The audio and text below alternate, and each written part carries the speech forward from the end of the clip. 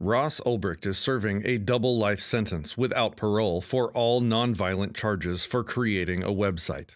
Please help free this peaceful man. Go to freeross.org and sign and share the petition. So it's little wonder that smart shoppers everywhere take time out to pause and refresh. And where else but in the fountain where they serve ice-cold Coca-Cola?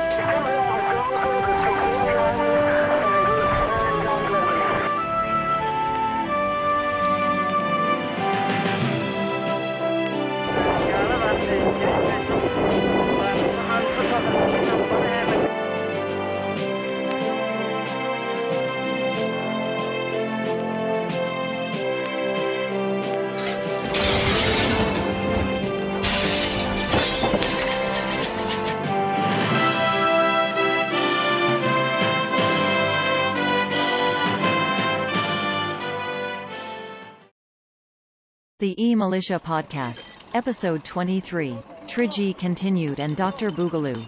Gun rights, rats and tampons. Enjoy, fuckers. All right, howdy everybody.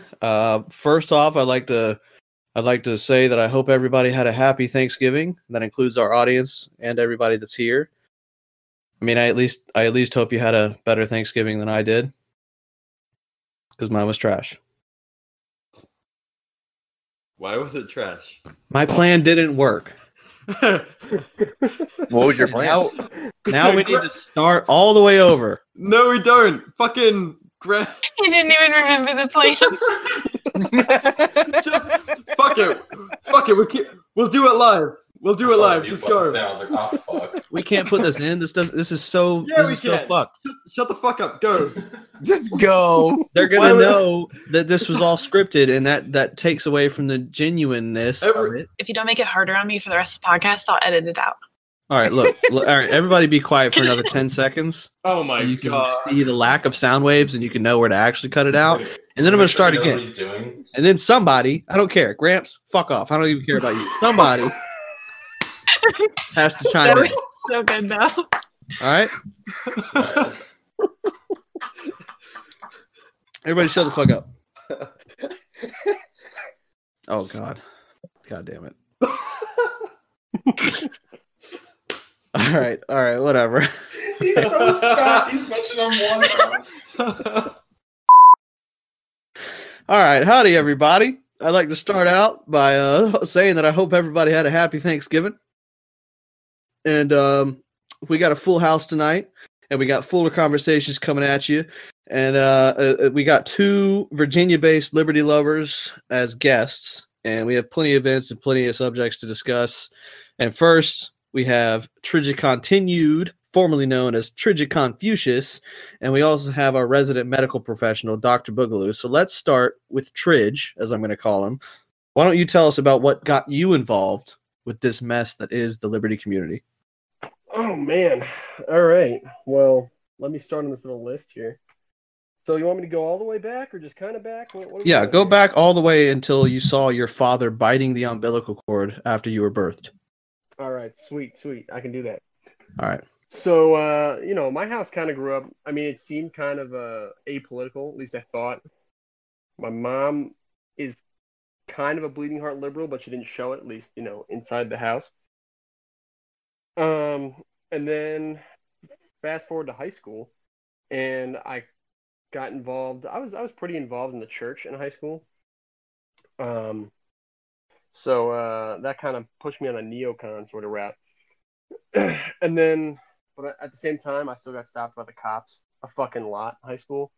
Local suburban cops in white New Jersey suburbia, fucking bored out of their mind, not having anything to do, so they fuck with a bunch of freshmen in fucking high school and shit. So sick. But my first actual run of the cops, I was at a 4-H fair, and me and my buddies, we all had pocket knives and stuff, and my buddy just brought me back this switchblade from Poland, and I was like, this is fucking sweet. I'm gonna bring it so I can show my buddies, right? And so we're in the food tent in, a 4-H fair that's in suburban New Jersey, and they have the pocket knives out playing with them. I was smart enough not to bring mine out since mine was fucking illegal. I was like, I'm not gonna bring this out to show everybody. And this soccer mom, fucking Karen, sees us and runs over to one of the cops And it's like, oh my God, they have knives. You have to do something about this. So the cop comes over, and he's talking to us. He takes their knives away, looks at me. He's like, you have knives, son? And Fuck me yeah, I being- do. being a church-going boy, I was honest, and I said, yes, I do. So I hand him my knife. He's like, there's a switchblade. You know it's illegal, right? I'm like, Hashtag all right, yes, church I boy do. shit out the window. I had no idea, sir. So he brings us to his car and all this shit. And I unironically, I'm not trying to be an asshole. I'm like, so I'm just curious, where does the Second Amendment come involved in all this shit? And he gets pissed the fuck off. Like, I just shot his mom in the face or something. He gets so mad. He's like, oh, well, it says it's for a well-regulated militia. Are you in a militia? And not knowing at the time that was complete fucking horseshit.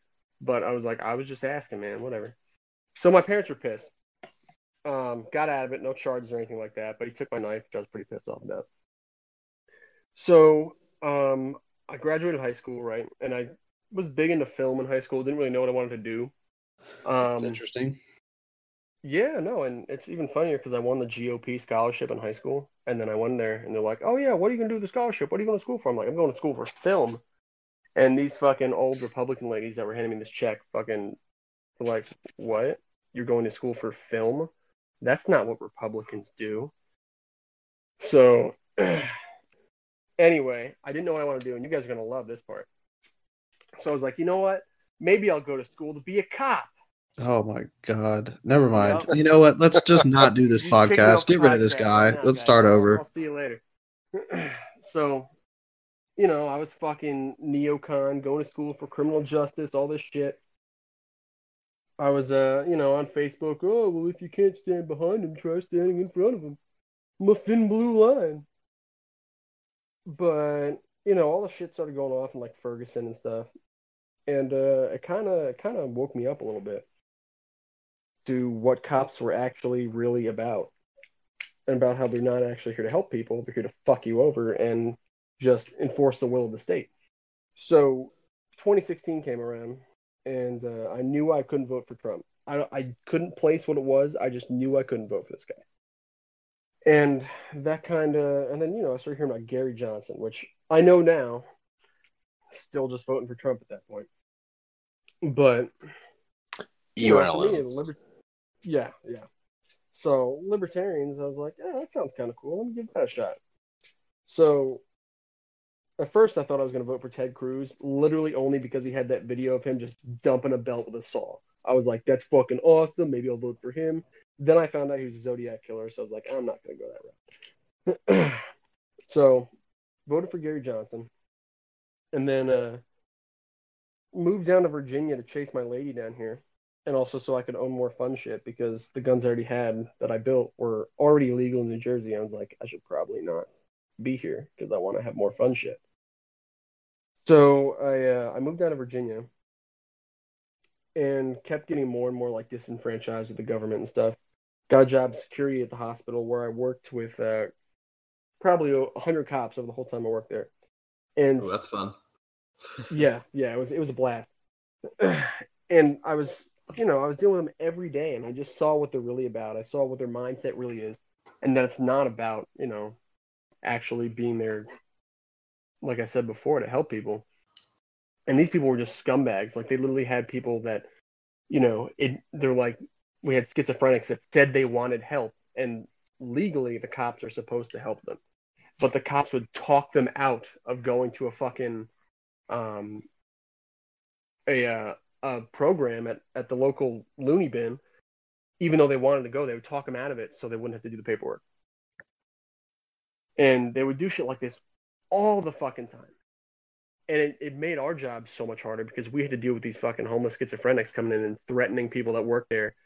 Like, it pissed me off. I have so many stories, but I'm not going to go into them. So at that point, I was like, fuck this. I'm not going to go this route anymore. And then that's kind of when I started my Instagram page. So a little less than a year ago, in January, I started my OG Trijiconfucious page. And kind of got more radicalized, I guess you'd say. As I started doing the best that. of us. Oh yeah, it's great, man. And obviously, I mean, like everybody says too, same thing for me. I was following Whiskey way before I actually got like hardcore into it, and he was pushing me that way too. I saw all of his posts, and I was like, wow, really? They would do that? The government would do that? No way! Oh my gosh, that's so scary. So, Whiskey definitely helped push me that way too. But that's something you hear from literally every single person you have on this podcast is that Whiskey helped them out in that way. So yeah, then I had my first page. Then that got deleted at 3,800 when I was pretty much destroying Max Velocity Tactical on fucking Instagram. And then I had a second page, Trigicon Carne, and then that one got deleted for the same thing. And then I got device banned for like a month. And then my third page is going a lot better than those first two were. Almost got deleted after I was making fun of Rob Pincus like fucking religiously for a month and a half, but Beautiful. Still kicking right now. So yeah, so I think that's the whole story. I don't know. So now let's go to Dr. Boogaloo, our resident medical professional. How did you get started with all this bullshit? So my beginning is kind of the same as Triji's. Me and Triji actually live real close to each other, so we in the same, political area. My house was pretty split when I was growing up. My father was a centrist, my brother was a Republican, my mother was a Democrat, my aunt was a liberal, and then my grandparents are conservative. Fuck me. Yeah, Thanksgiving is fun as hell. Blood everywhere. So I didn't really have like a political identity for a long time. I wasn't sure where I sided or anything. I was kind of just bouncing back and forth on each side from idea to idea. And then I went out to Wisconsin and I was in a master's degree program for athletic training. And it's a pretty red state around the area I was in. And so I started to lean more towards, Republican and conservative ideas my first year of university. Then I came to Richmond, where I went to VCU, and I got a degree in criminal justice with a focus in law. And as we saw, Virginia just turned very, very blue. But I kind of stayed with the ideas I learned out in Wisconsin, and I was leaning more towards conservative for a while. And that's when I stumbled on to Sasquatch 300's Instagram page, which he is no longer with us, R.I.P. But so I stumbled onto his page, and I loved everything about libertarianism from his page, except for his stance on police officers, because I was still kind of like a bootlicker back then. Always lost pedal. And so I was still in that mindset of like, a few bad apples. And then he just started posting a ton and a ton of bad apples. And then I found bootlickers, and I was like, holy shit, it's just a rotten orchard out here. And so that's when I kind of turned, and I was like, yeah, like I think libertarianism's more for me. And I dove fucking head first right into it. And Sasquatch was actually the reason I started my page. I was like, hey, I know medical shit. Like, should I start it? And he's like, hell yeah.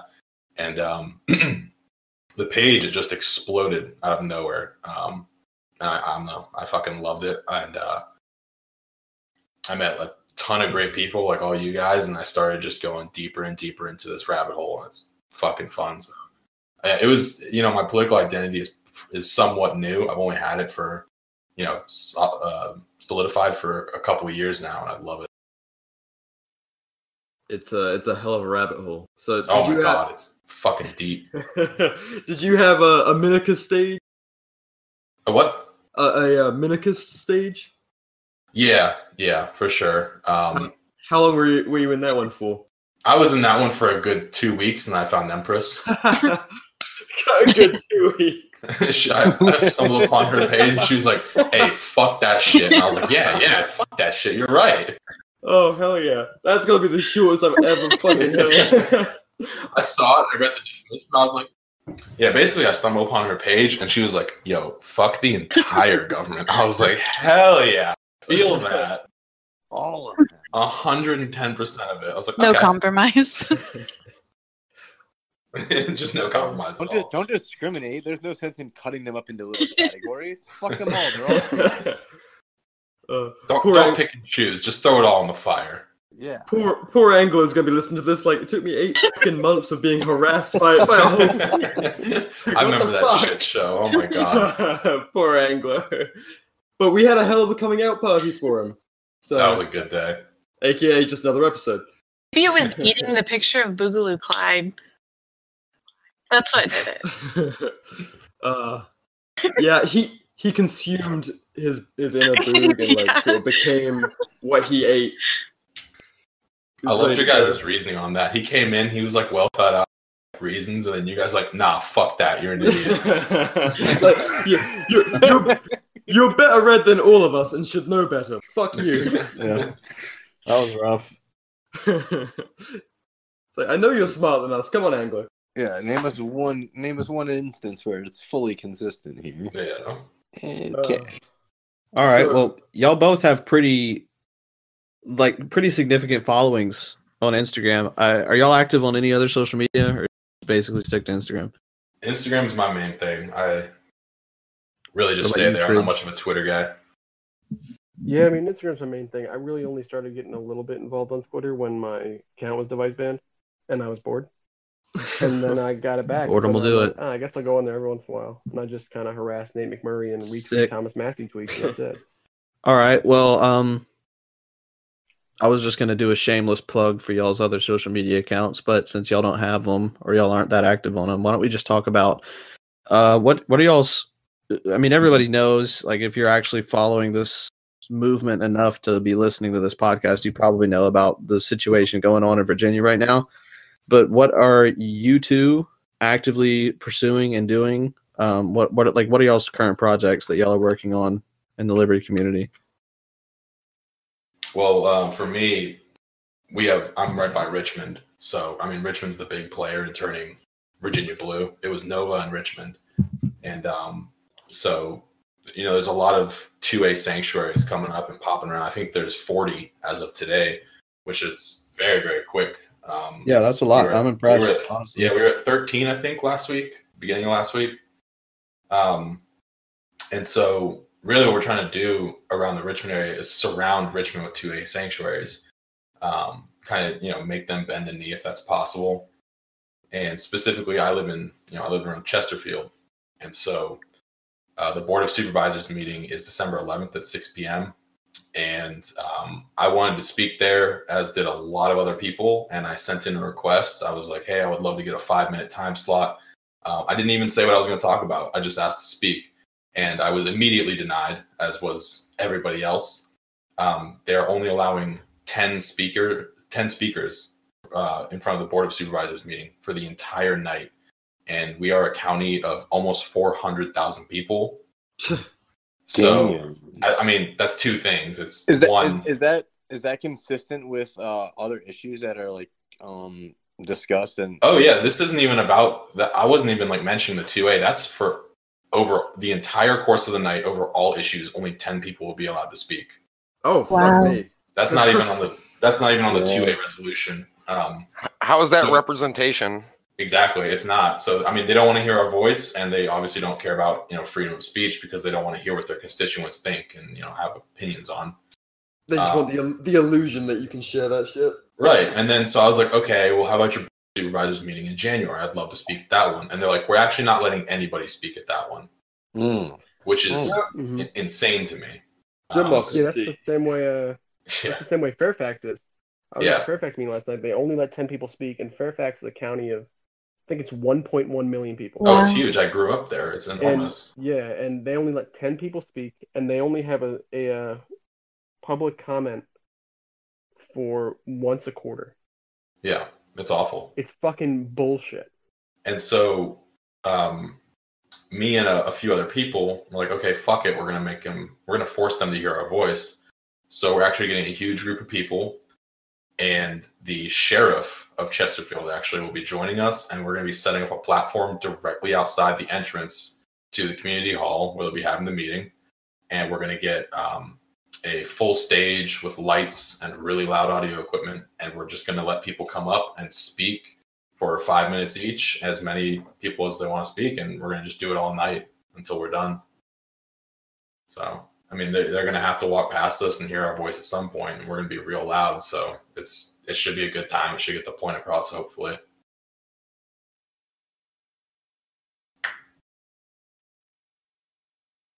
Oh, for sure. We've got a congressman coming down, I think, and then a few people from Second Amendment defense leagues as well who are going to come join us. But the sheriff of Chesterfield County will be on our side, which is a big thing. He's very outspoken for his support in the Second Amendment. I know he's a police officer, but it can't hurt. Anyone want to comment on that? Yeah, I know. I was not the one who invited him. Trust me on that. No, yeah. hey, support, warm body, support. Even if it's pork. I know bootlickers is fucking churning right now. Everyone can be converted. It's okay. Most If anything, he serves as a hostage during the Boogaloo. You know the song "I Shot the Sheriff"? We'll play that later tonight. What about you, Trish? For legal reasons, that's not a joke. Hey.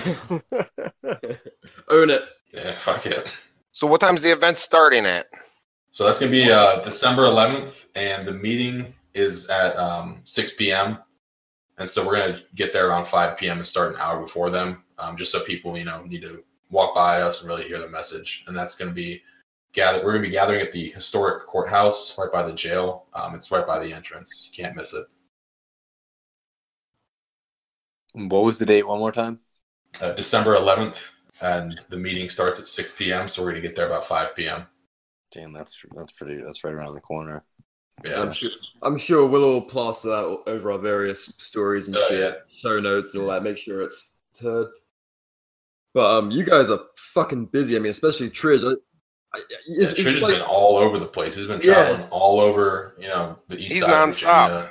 He's going everywhere for it. Yeah, seeing your story just plastered with day after day after day, I'm like, hell, you're plugged in. It's great. Fucking yeah, it's exhausting too, man. Oh yeah, I bet. I'm exhausted looking at your stuff. So setting it all up. It's been a hell of a week so far. I mean, so I'm going to all the local board of supervisor meetings I can, and I wish I could go to more because I keep getting people asking like, oh, can you come to ours down in Blood County? I'd love to, but I gotta be up for work every day at 5 o'clock in the morning, and you're 3 hours away or you're 2 hours away. Yo, so I know we do a Q&A. I know we do a Q&A section, but this is really relevant to a lot of the questions that I'm getting, and people are asking what can they do in their areas to kind of do make similar impact at what you're doing? Where can they start putting pressure in their own areas? Is that question for Virginia, or is that question for any? No, it seems to just be in general. How can people in less populated and more rural areas do the same thing that Trij is doing?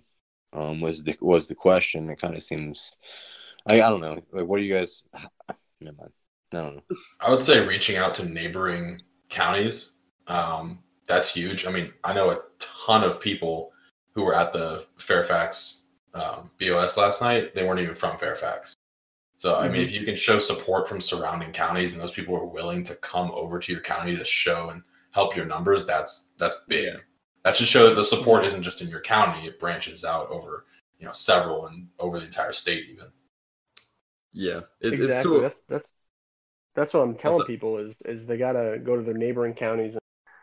I know, local government is not an exciting thing in the slightest. I mean, it's fucking torture to sit through some of these boards. At the Fairfax County meeting last night, they spent 2.5 hours talking about baseball lights for a field, and they had 27 speakers that came on, and they each talked for 3 to 5 minutes each about why they should or shouldn't have lights at this baseball field. But and literally the entire room was filled with people because the Virginia Citizens Defense League, they hand out these orange stickers. If you look at any of my stories at any of these places, you'll see the stickers on these people's shirts that say "Gun Saves Lives." They're bright orange, and literally the entire room is filled with people wearing these stickers. And they're spending 2 hours, 2.5 hours on baseball lights. But they won't. But they won't give you 5 minutes to speak. Exactly. They were limiting people to 3 minutes to speak for the 10 people, and one of the guys was talking about a dental clinic. This other lady was talking about a fucking animal shelter or some shit. And the other 8 or so would talk about the 2A rally, except one guy who went up for the baseball thing. He was one of the last speakers that went up there. And he said, yeah, okay, the baseball lights are cool, but anyway, you guys should make it a 2A sanctuary, and just completely derailed the whole baseball thing. It was fucking awesome. But yeah. I think. Go ahead. Sorry. Yeah, what's up? No, I think people who are disconnected with how much of an impact they can make just showing up at local government events like that. You know, like I have experience in different realms on the subject, but just going and showing up and just participating in that conversation and making your voice heard, that in and of itself can make a huge impact, even if it's just causing discourse, even if it's just to go in there to share an opposing position, or just to show that, you know, like there's opposition to some of these thoughts. I don't think people recognize how much influence that can actually have, and like how much that small room in like that little town, you know, across all you know, that replicates all like nationwide. And there's so much policy and so much things that affect each and every one of us, you know, that happens in those things. And all you have to do is just be present, you know, and talk, because that stuff happens because no one else is there. If you look at Fairfax last night, I mean, Tom was live streaming a bunch of it. He's got some videos, or Triji's live stream last night. Everybody knows my name anyway. So I post it all the time. It's not a big deal. Oh God, I almost doxed you to death. But if you looked at his profile last night, there was a guy who got up, and you know, a bunch of those people on the board of supervisors, I mean, they're just old farts sitting there half asleep the entire night. And when some of these people got up there and they started cheering for tar and feathering politicians, yeah, had these people backing them up and hooting and hollering. I mean, if you think that didn't wake them up, you're lying to yourself. I mean, that absolutely puts them. It was such a beautiful moment. Blood in the veins. Shouts of Boogaloo. Yeah. Well, I mean, but that's the thing. Like, especially in Fairfax, all those old geezers that are sitting there and have to meet like 3 times a month, they're making $95,000 a year to do that of taxpayer dollars. And that's one of the issues, like, where you have to get involved in local government so you don't have bloated bullshit like that. Like, because I hate the government. I'm an anarchist, obviously, but in the time being, we have to work with what we got.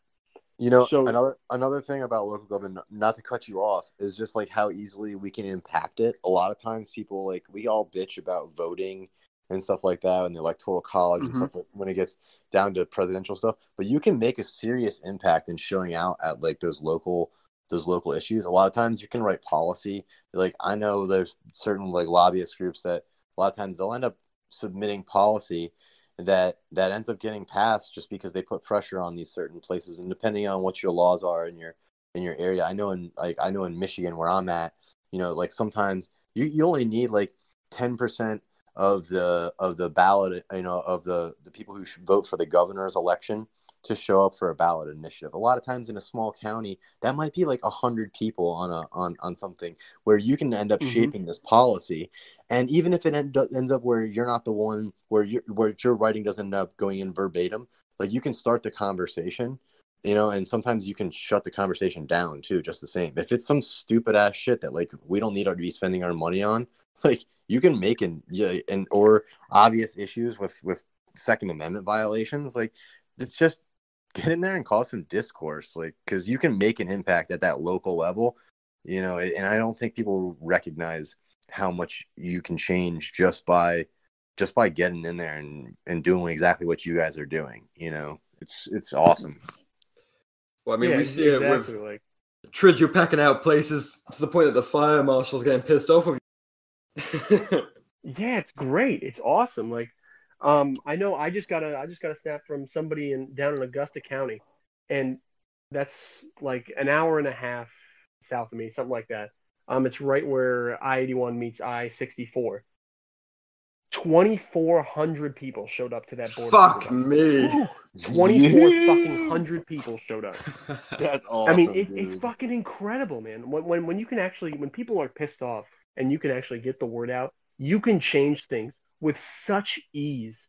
It's ridiculous in local government, and that's what so many people don't understand. And I didn't realize for the longest time.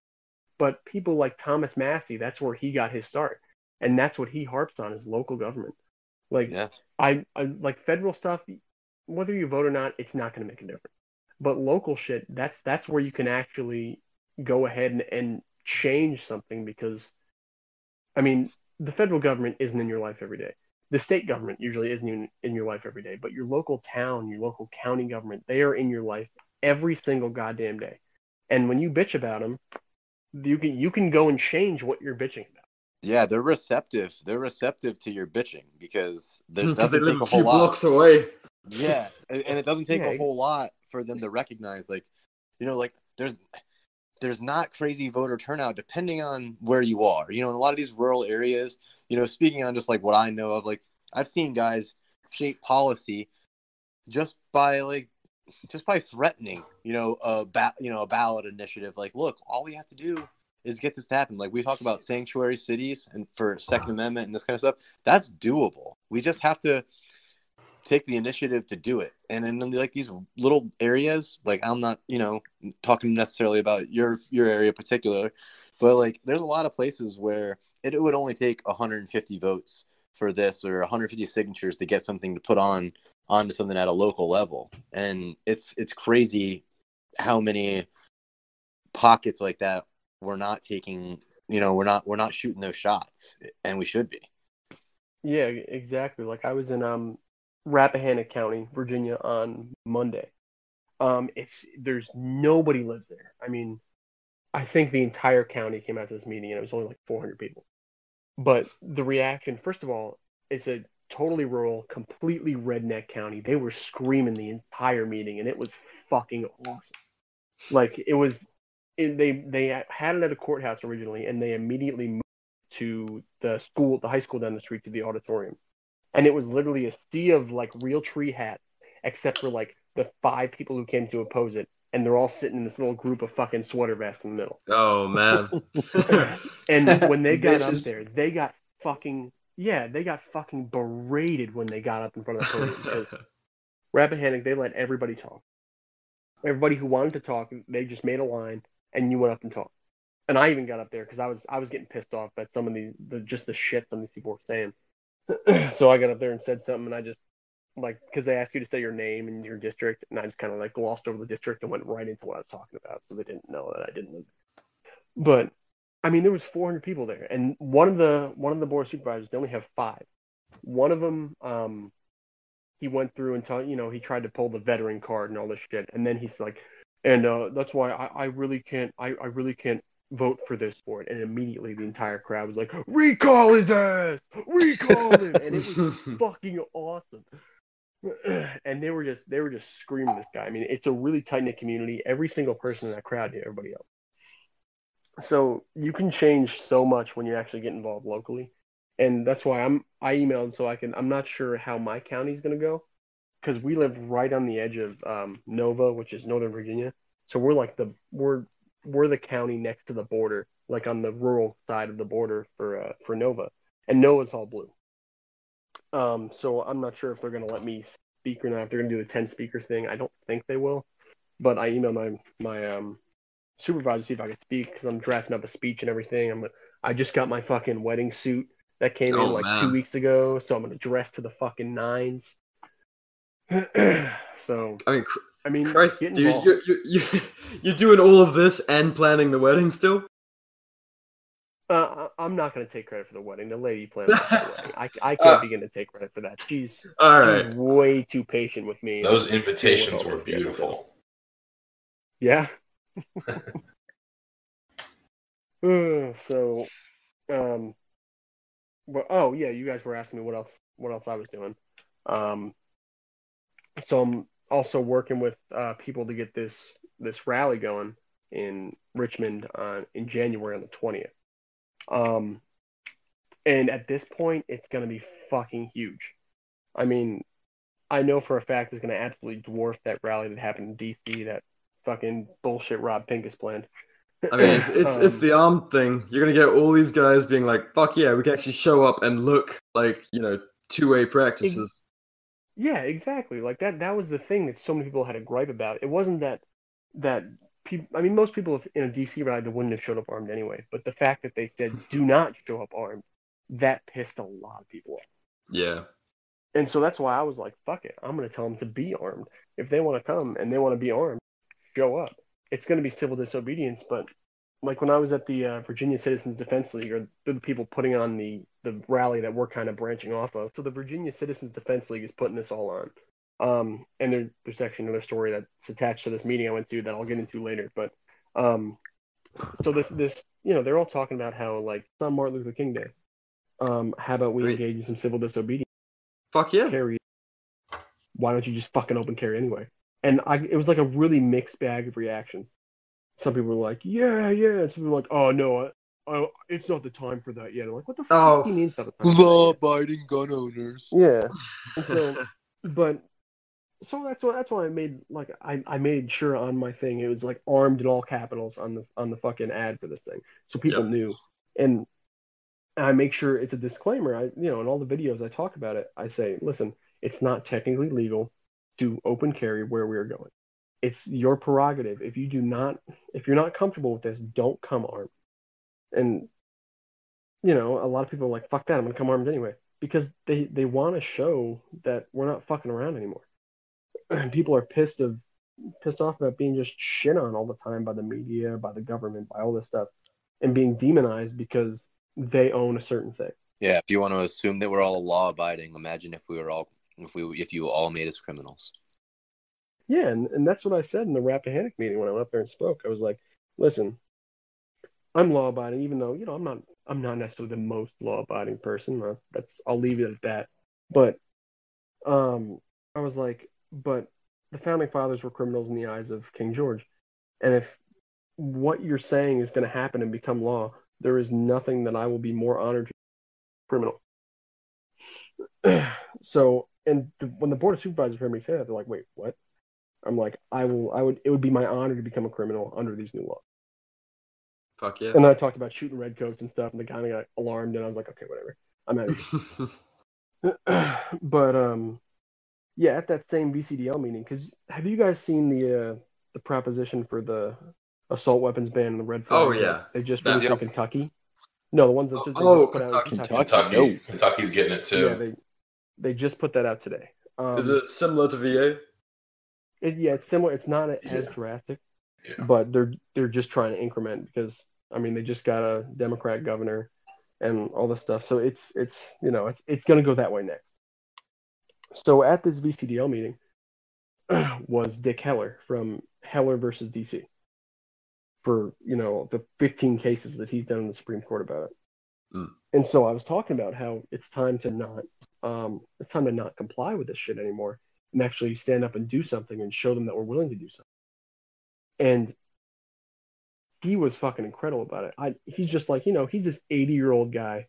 He's a boomer, but he's like, he came up to me at the end of the meeting. We were talking for a little while. We exchanged phone numbers and shit. And he came up to me at the end of the meeting, and I fangirled so hard because he's like, hey, man, I really like your ideas. And I was like, oh, thank you. Thank you, sir. That means so much to me. So I talked to him literally for half an hour the next day on the phone. And so right now, he's talking. He's going on some tour with GOA around the country to promote stuff. And then he's like, well, how about this? How about I get a breakfast meeting with me, you, and then there's this guy who's running for Senate to take Virginia Senator Mark Warren's seat. His name's Thomas Speciale. He's a cool guy. Like, why don't I get us three a sit-down breakfast with Thomas Massey, over the next 2 months? Fuck. I'm like, what? Okay, I'll fangirl even more. Thank you, sir. May I have some more? Yeah, please. Yeah, I'm pumped about it because he's literally the only person I respect on Capitol Hill. So I was like, I would love to sit down and just talk to this guy. Fuck yeah. But he's like, yeah, so we're going to see if we can get a meet and like sit down with him because he knows him personally, do it all. stuff anyway.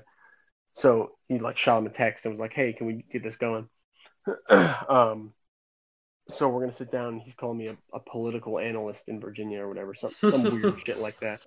He's like, and your Kentucky's starting to go that way too. So why don't we talk to you about how we can avoid where we're at in Virginia and Kentucky, stuff like this. So probably in the next month or so, I'm gonna be meeting up with them too. Making moves. There's a lot going on, man. The Liberty movement doesn't have any involvement. They're not making any changes. That's what I was about to bring up. Like, wow, sounds like you're not keyboard warriors, and that's it.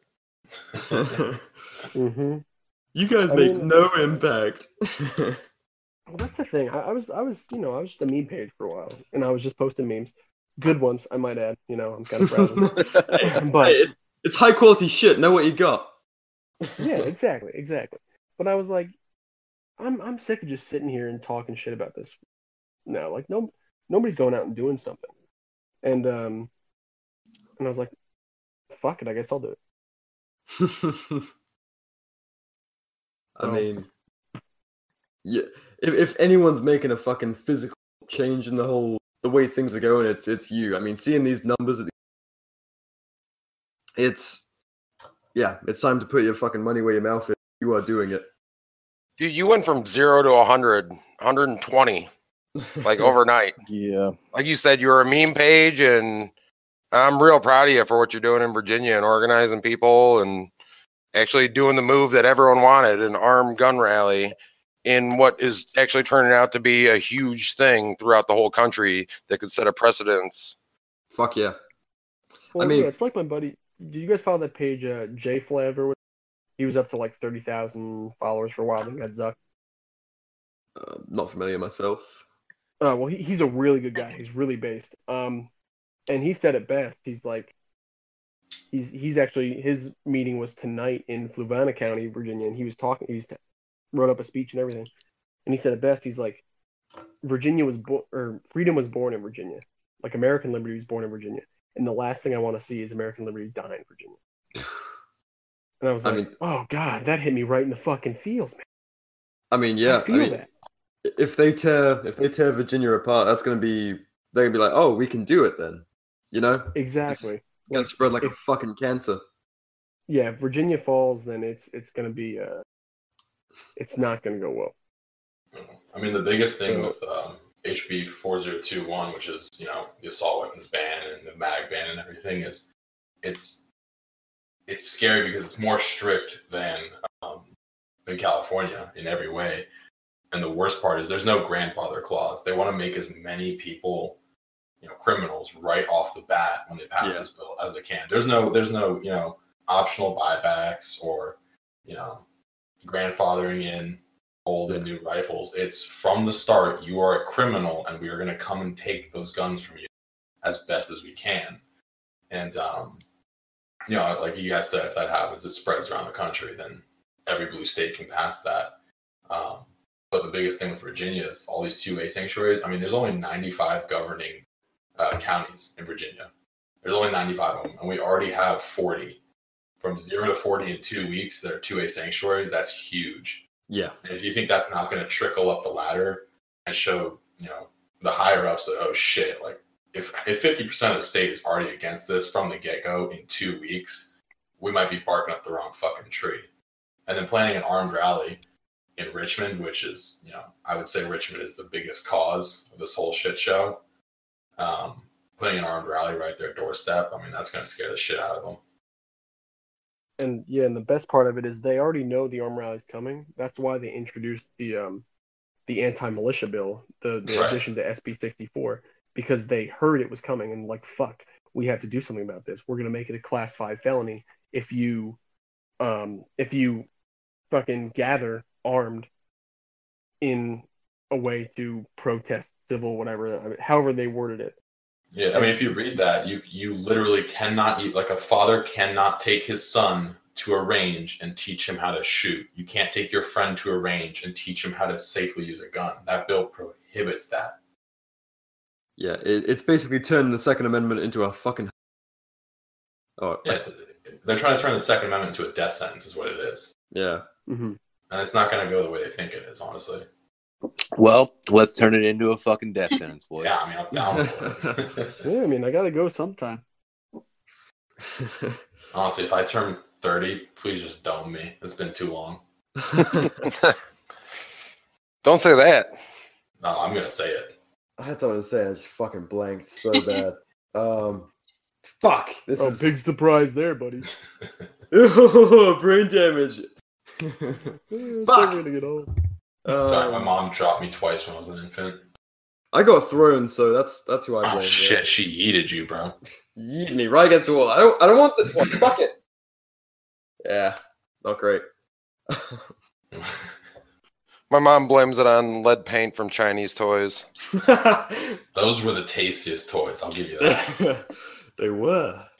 Should we jump into questions if anyone has? Well, while we're talking about the rally, I'm trying to put together a pre-party Sunday the 19th, starting at 7 o'clock. Mm-hmm. Is that it? You gonna tell the location or what? Keep going. We're gonna do some drinking somewhere. Oh, God. Hang on. I think his thing might have crashed or something. So anyway, I guess I'll. Oh, sorry. There we go. My cord came undone. So, Doc, the pronunciation of the brewery. Tabooey? Taboy? Yeah, Tabo. Tabo Brewing. 704 Dawn Street, Richmond, Virginia. Everyone come out. It's just basically I'm trying to do a little thing for the Instagram community, all the younger libertarians and anarchists. Just the younger ones? Oh, the older ones can come out too. What are you trying to do? I don't know how many older ones are listening to the podcast and following me on Instagram, but... Are you GTF? Yes. Okay. I'll come. No. The bar is an unarmed. It's an unarmed drinking night. Nope. Leave your kids at home that night. Well, yeah, don't come in fucking gear. If you want a concealed carry, then do. And I'm also trying to get some people in the community to give away some free prizes to give it away to people that are showing up. Yep, I'll be giving away a shirt. What, full kit or you're a coward? Do what? What? Oh yeah. We'll get to the bar. Anti-State said he would give T-shirts and sticker packages. Yep, likewise. Yeah, I still have a shit ton of stickers from the Virginia 2A rally that I'm going to give out. Yeah, I got a bunch. So yeah, come out to the pre-rally party. We'll have a good time. Everyone can meet. A good time to talk before we're all armed up and wondering what the cops are going to do to us. It's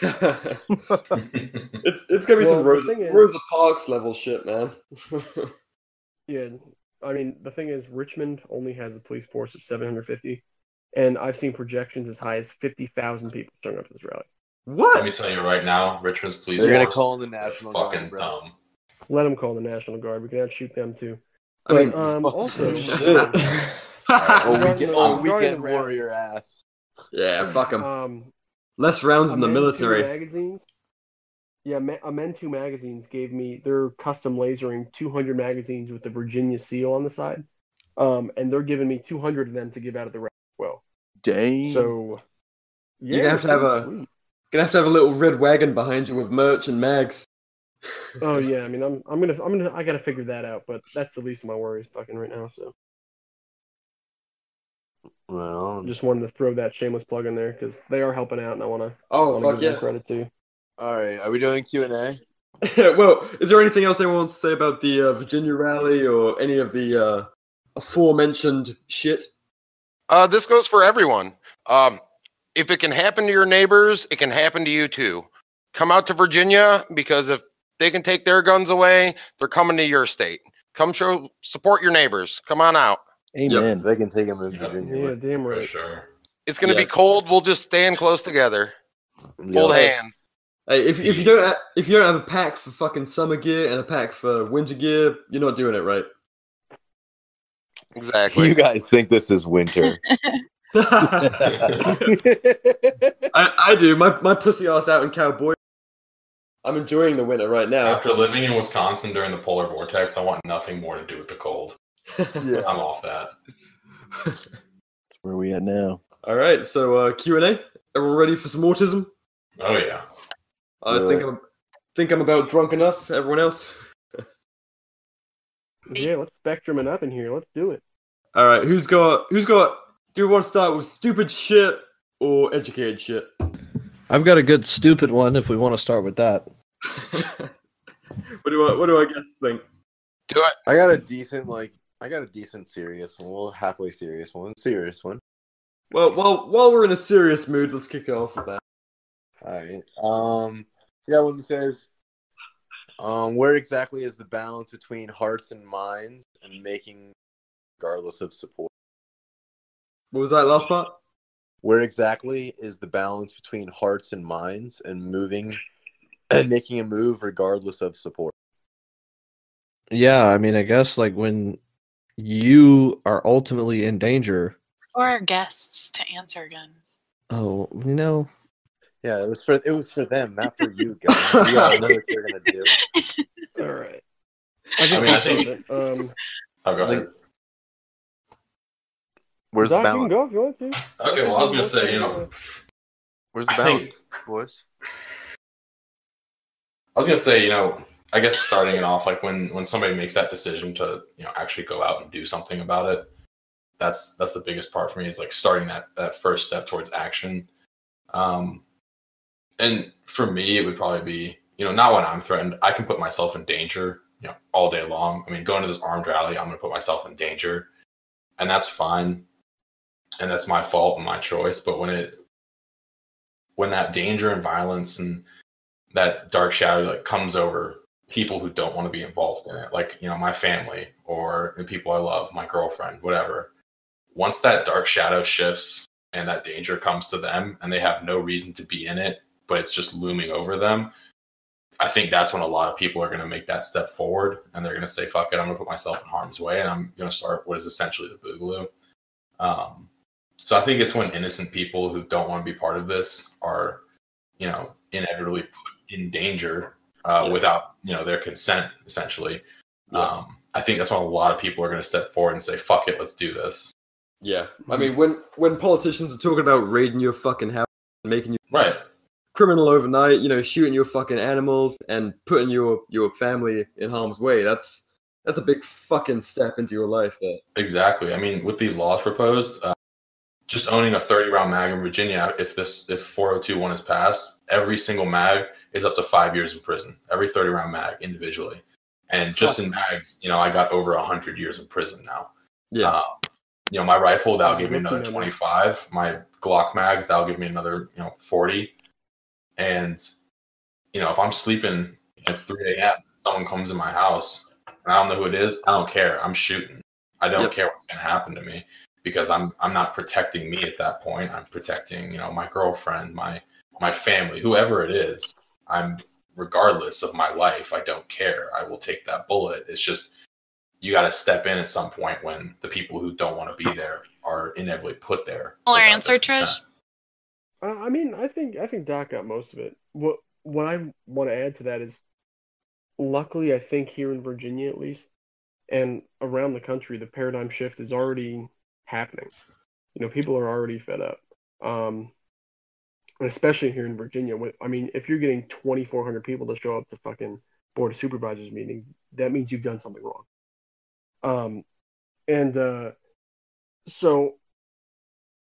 And especially with the election coming up, either way, one of the sides is going to be disenfranchised, and one of the sides is going to go into the streets and start burning shit and flipping cars. So it's going to come. The thing is, whether Trump wins, then all the bleeding hearts are going to be trying to make other people bleed for some reason, because that makes sense. And if Trump doesn't win, then all the armed rednecks are going to be in the streets trying to crucify whoever does. So it's coming either way. Not to mention, I mean, also my fiance's father is an economist for the Department of Energy, and what he does is he friends and predicts things. So he's, and he said he's right in line when you hear people talk like Peter Schiff. He's the same, like he sees the same timeline Peter Schiff sees, where, the economy's like just fucking going full speed for this cliff. And he says, once it goes off this cliff, I mean, it's going to be common. You're going to be paying $20-$30 for a gallon of gas. So once people are uncomfortable, it's going to get to that point anyway. And most likely, it's going to happen right around the election anyway. So it's so possible where this powder keg could just go up in the next 2 years. I mean, trying to disarm uncomfortable people is a really fucking bad idea. Mm-hmm. So, I mean, it's a time bomb. We all know it. We'll talk about it, but honestly, I think the worst thing you could do right now, at least, is be complacent with where you are on the, with how you feel about the government. Being complacent right now is just the worst thing you could do. Agreed. It's time to like put up or shut up, because like we're gonna lose the ability here soon if we don't start to make these stands. Like we've already seen what's happened we've already seen where compromise gets us, Mm-hmm. Yeah, I mean, to take it to an extreme extent and to flash my brick card, you look to fucking London right now. Yeah, talking about banning pointed kitchen knives. Like, yeah, they want to put trackers in certain knives. Even I've heard. Yeah, it's like, how fucking far are they gonna go? I mean, if you think they wouldn't love to push to that extent here, you're nuts. I heard they're gonna have a turn-in service where you had to bring your sharp knives in, and they take the points off of them. Yeah, it's time to boog. Even with the London Bridge, if you look at it, there was that stabbing the other day. I think like 5 people were stabbed and 2 died. Yep. And that guy, he grabbed a fake narwhal tusk off of a bar's wall, and he went in and he beat the shit out of the stabber. And the whole argument was, see, you don't need a gun. You don't have to have a gun to stop somebody. This man is a hero. He's a madman, but he's a hero, and he did it. And it's like, I'm not trying to be a hero. Yeah, I want a gun. I don't need to go into a situation that's violent and say, hey, I'm a fucking hero. Look at me. It's like, no, I want to dome this guy and go home to my family. Did you guys see that they were making that guy take what was the word? De-radicalization? De-radicalization classes. Jesus. No way. What the fuck, man? I think that was an earlier guy, and I mean, it's a really bad idea, but it was because he spit on some foreigner people. Sounds a little Chinese if you hear me. He spit on some foreigners and said a bunch of stuff and was contacted by extremist groups. That's why they put him in the classes. Still stupid, but it's a little more than just being attacked. Okay. I thought it was sorry. Just sorry. Thank you. Tusk. All right. We probably need an autistic one after that. All right, I have a great autistic one. Go for it. Big titty goth cat girls. Oh fuck! Oh my god! I've been putting off this question for 23 fucking episodes. Oh man, it's a podcast now. Damn it! Come on.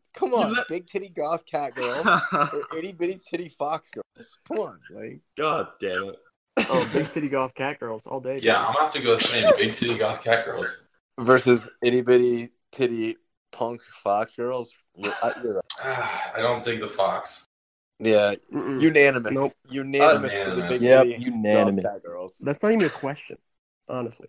All right, so now we don't have to avoid it for anyone. Who asked that? I want names. All right, I want all of our listeners. Yeah, we can name and shame. Gramps, you want to name and shame? No, dude. Fuck. All right. I've been ignoring that for literally the entire existence of this podcast. That is hysterical.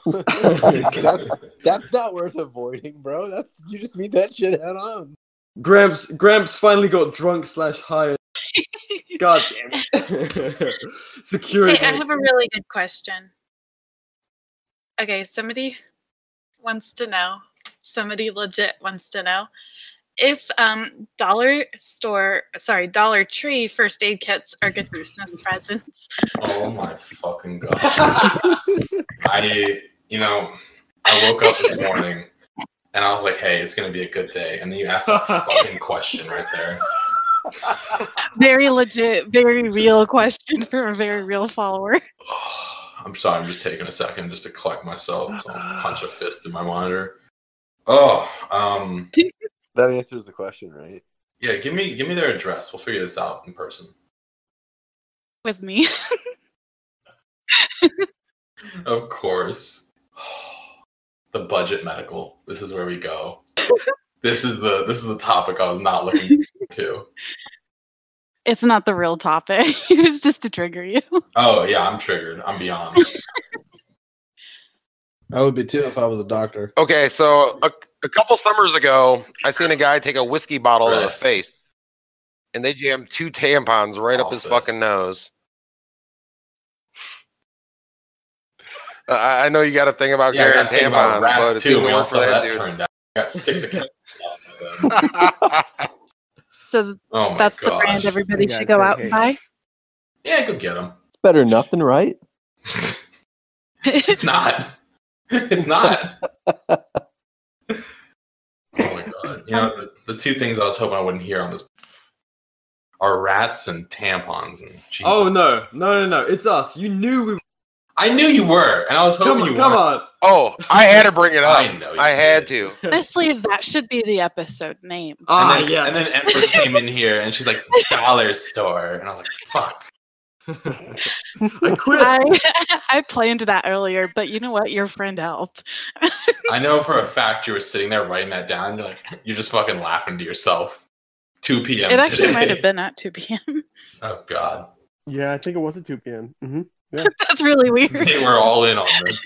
He knows. It's all a plot.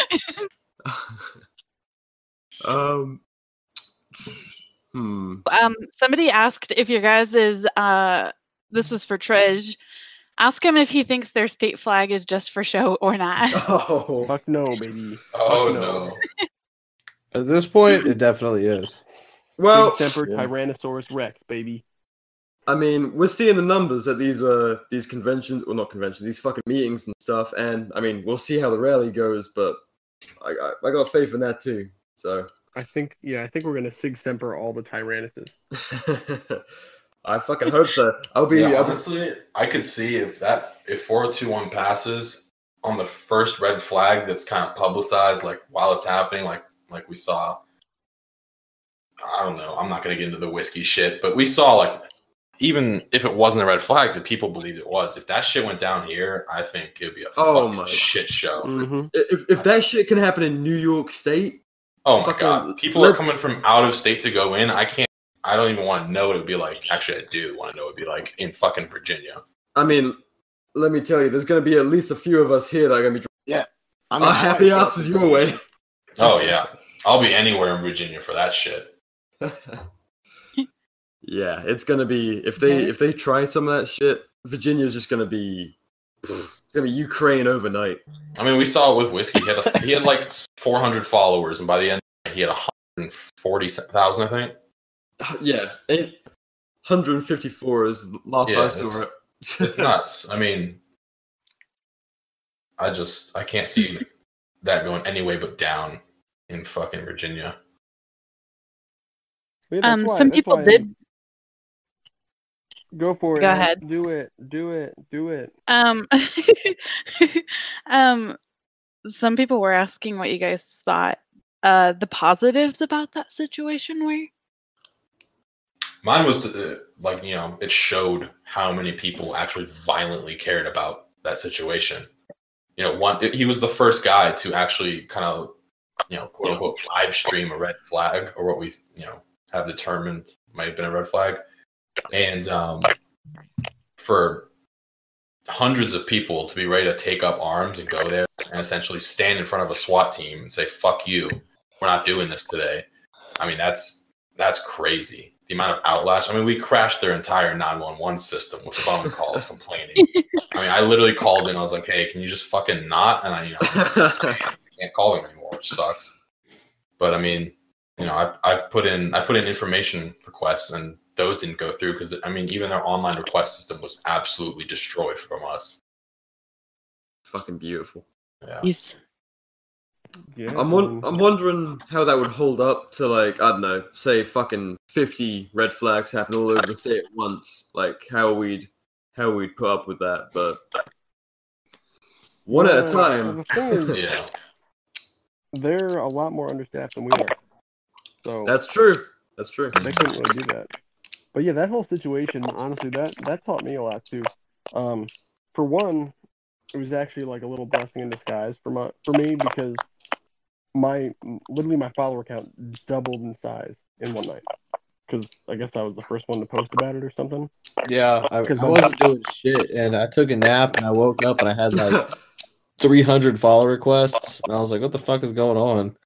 And I was like, "Oh shit, some dude's about to get fucked up." Yeah, my thing overnight, it literally went from 3,700, and then I woke up the next day and I was at 8,100. Fuck. Wow. And I was like, "Holy fuck, okay." And so obviously, like, my gosh, that noise is really bad. What is that? What's going on? Somebody needs to mute their mic. It's horrible. It's crazy. Gramps. Gramps. No, fucking time. What are you I just doing? want to get some words in edgewise here, Gramps. Come on. It absolutely fucking is you. What are You're literally like a fucking Midwestern drug lord. Can you not just buy a Yeti by now? A Midwestern drug lord. Normally it's not bad, but it actually is kind of like physically painful to hear that. Buy a Yeti. Buy a Yeti. Oh, I will buy I you just for Christmas. changed it and I still hear it. I don't think it's me. I don't know. Anyway, where were we at? The whiskey thing. The whiskey thing. The blessing in disguise. Yeah, it's definitely you, Gramps. It's definitely you. I don't know. Go ahead. Just go ahead. I'll edit it all out. You can just mute Anyway. on your side. Still love you though. I'll just Still love you though, restart and Gramps. recap. So, for me, the whiskey thing was kind of a blessing in disguise because my follower count jumped from 3,700 to 8,300 or 8,100 or something in one night. Or no, I think it was 8,300. Then I posted something about I don't like cops the next day, and I dropped like 200. It comes and goes. Yeah, exactly. So that expanded my reach and literally right after that happened is when they started pushing all these board of supervisors meetings for the 2A sanctuary. So that helped me get a fucking huge reach compared to what I had before. So I could actually get the word out to more people. But like from what we actually learned from the situation, and we don't know the whole situation yet. He got rearrested for fucking brandishing or something. Something menacing. Some bullshit. So I mean, we don't know what happened, but I'm waiting to publicly come out and support or against what happened because I don't know what happened. I don't know enough to call the guy a shitbag or say he's a good guy or something.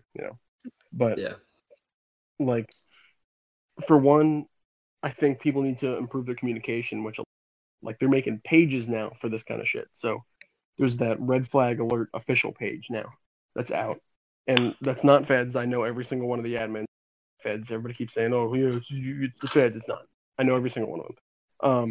And now people are gonna say I'm a fed because I said that. Fuck it. And then I think communication streamlining is another big one. So besides phones, get your Baofangs out.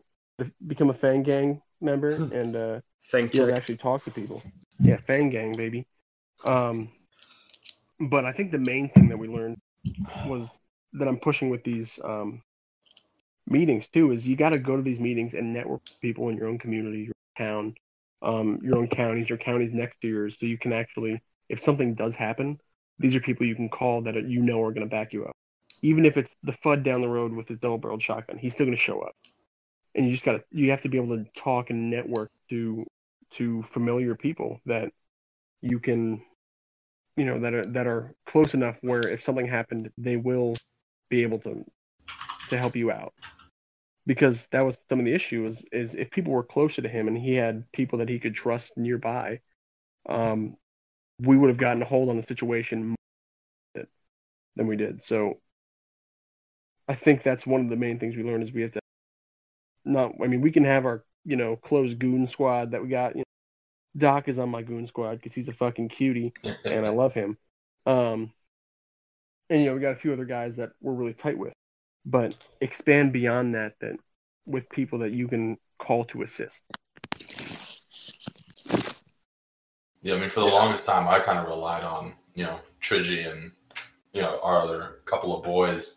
But, I mean, they're, 2.5 hours away from me. If something went down, it'd take a bit. And so I started kind of reaching out to people around Chesterfield and Richmond. And now I've got a little group of people who's, within 10 miles of me even. And they're actually some of the guys I'm running the meetup at the historic courthouse with. But, I mean, yeah, like Trigi said, I mean, just getting to know the people around you is just as important as, expanding your network over a state. Finding those people just next door is incredibly important and, may prove more useful than the people who are a couple hours away when push comes to shove. Man.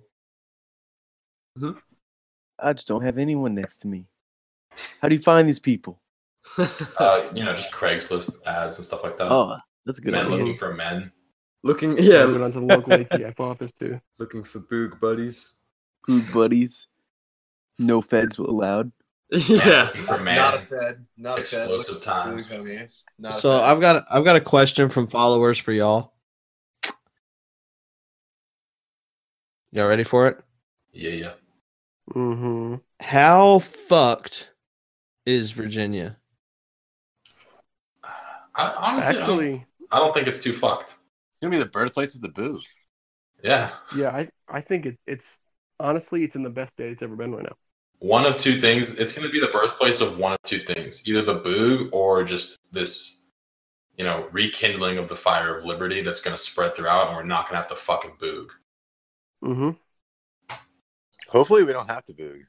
I'm Dr. Boogaloo, but I would prefer not to have to boog. I've seen some of my followers, and I don't think I can drag them up a hill. They're not ready to boog. No, God, no. They're not ready to boog. That's the fact. Yeah, the all right, here's a really good one that I want. Whoa! I'm still answering your goddamn questions, so you're gonna hold the fuck up, guys, okay? All right, okay. You have 30 seconds. But no, I'm gonna take my time now. Fuck. You have 30 seconds. So, I Starting think it's now. the best state that it's ever been in right now because people are actually teaming up. People are actually talking to each other and getting out there and helping each other out. So, and for the people that are just like, no, it's not going to work. You just got to boog. Those are the guys you want on your team the least because if they're calling for fucking violence right off the bat, I hear a baby. He's got the baby. Yeah, I got my daughter with me. She's listening to the Liberty Talks. No big deal. She's participating in podcasting. I love it. I fuck with that. We'll teach her a thing or two. Raise them right. Yeah, this is homeschooling 101 right here. We're talking about some deep shit. She sounds like Baby Yoda. Daddy's talking about yeeting tyrants. Baby Yoda. Yeet. Yeah, I don't think Virginia is fucked. I knew that was a loaded question, and I knew y'all would have more than just a we're fucked or we're not fucked answer. Yeah. So I mean, from an outside view, people in other states, I can absolutely see, why people might think that, because they might not be as in tune as to what's actually going on with local government.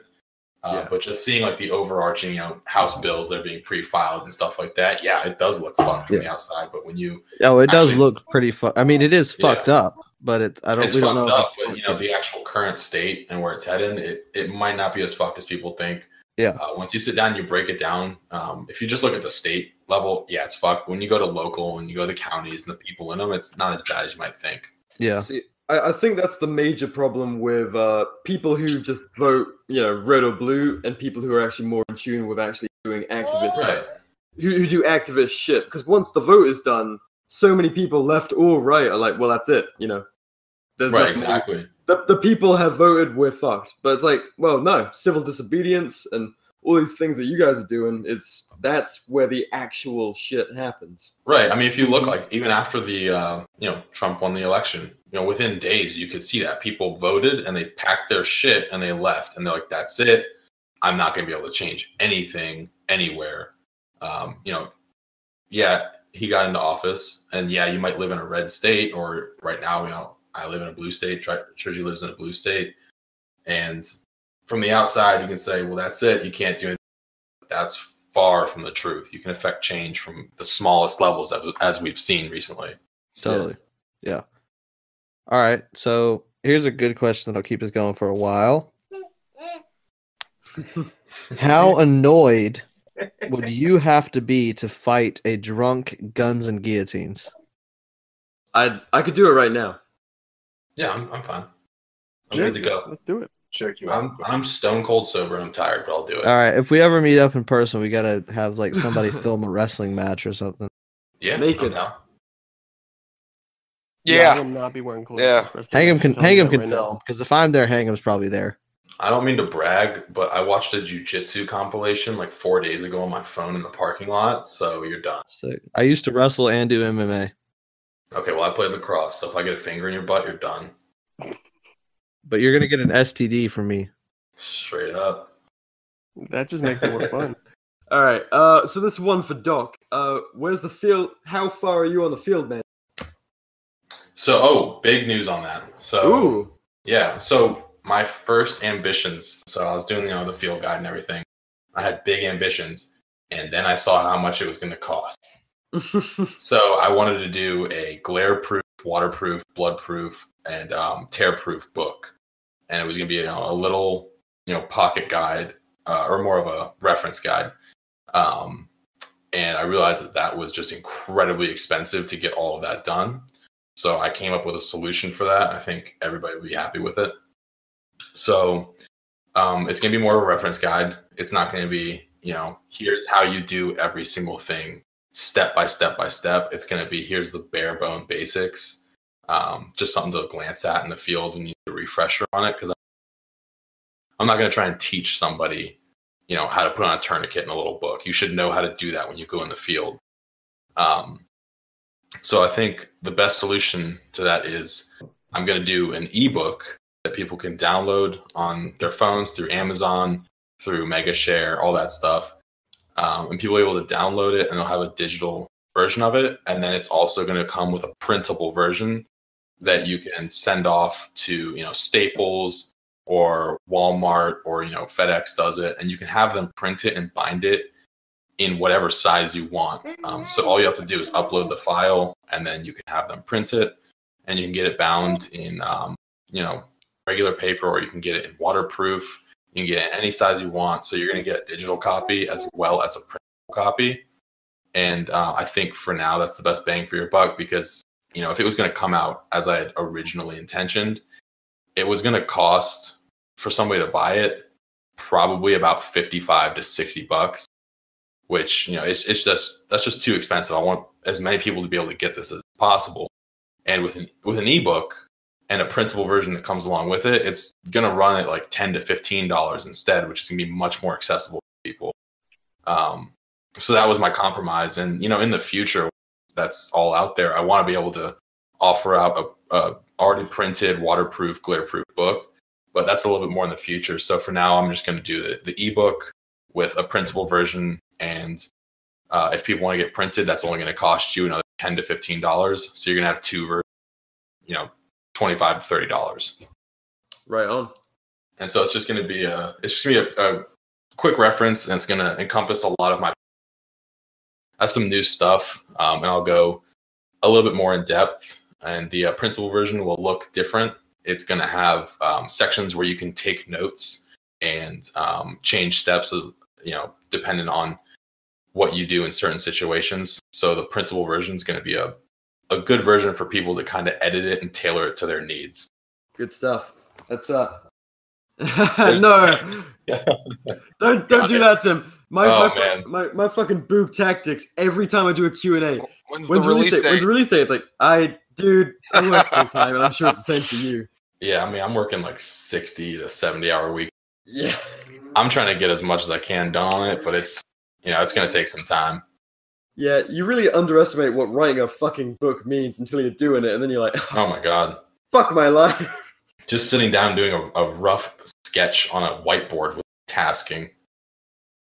I mean, like I've told you, and I'm going to say this publicly, you need any illustrations, you let me know, because I'm probably going to harass you for a basic medical thing from my boob tactics book, so. Oh, we can definitely do a trade-off on that. That's easy. Let's go. Yeah, back and forth with the guest. That's good. Trade it up. What does 2A sanctuary actually mean, legally speaking? Does it have any teeth, and what are the biggest impediments to getting the laws passed? Honestly, the 2A sanctuary itself doesn't mean too much. It's at least when it's a resolution.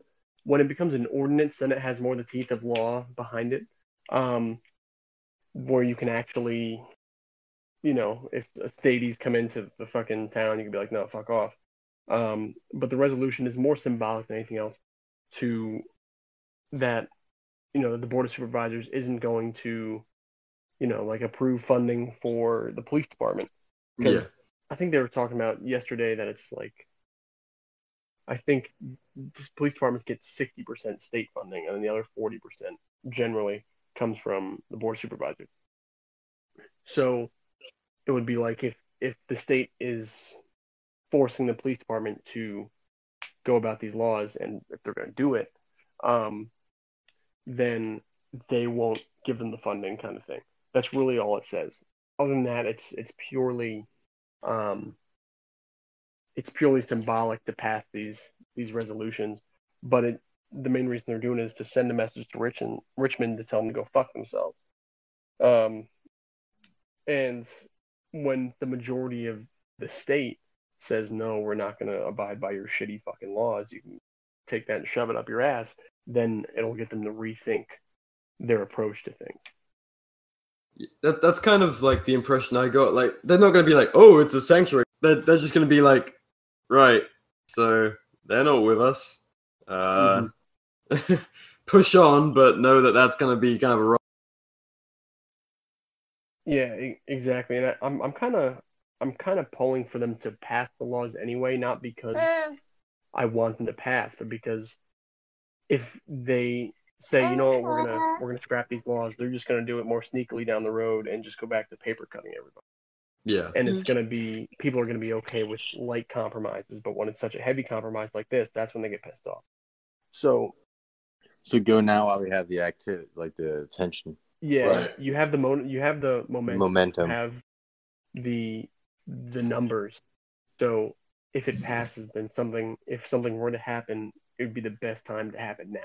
Yeah, we basically want them to call our bluff, and then for them to see how much of the truth that it really was. We want them to be like, it's definitely better for them to back off earlier, or for us to act earlier than it is for them to infringe and then us more or less consent to it.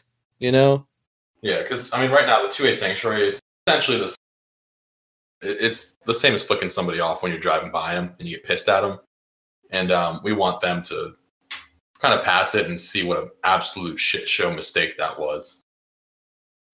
Well, and you guys talked about the ordinances, but like ordinances aren't that difficult to write.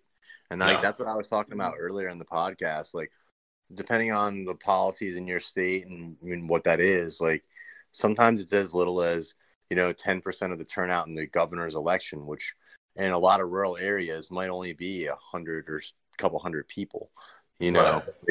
Like getting that stuff at least out to a ballot initiative isn't difficult through that like local government process. You just have to be willing to go out there and just do it, and it's difficult in something like this where you're not going to profit off of it. It's not going to make you it's not like going to be able to monetize, but it's fundamental. Like, and you have to do this. Like, you have to fight these fights where they come up, and it's awesome to see you guys doing it.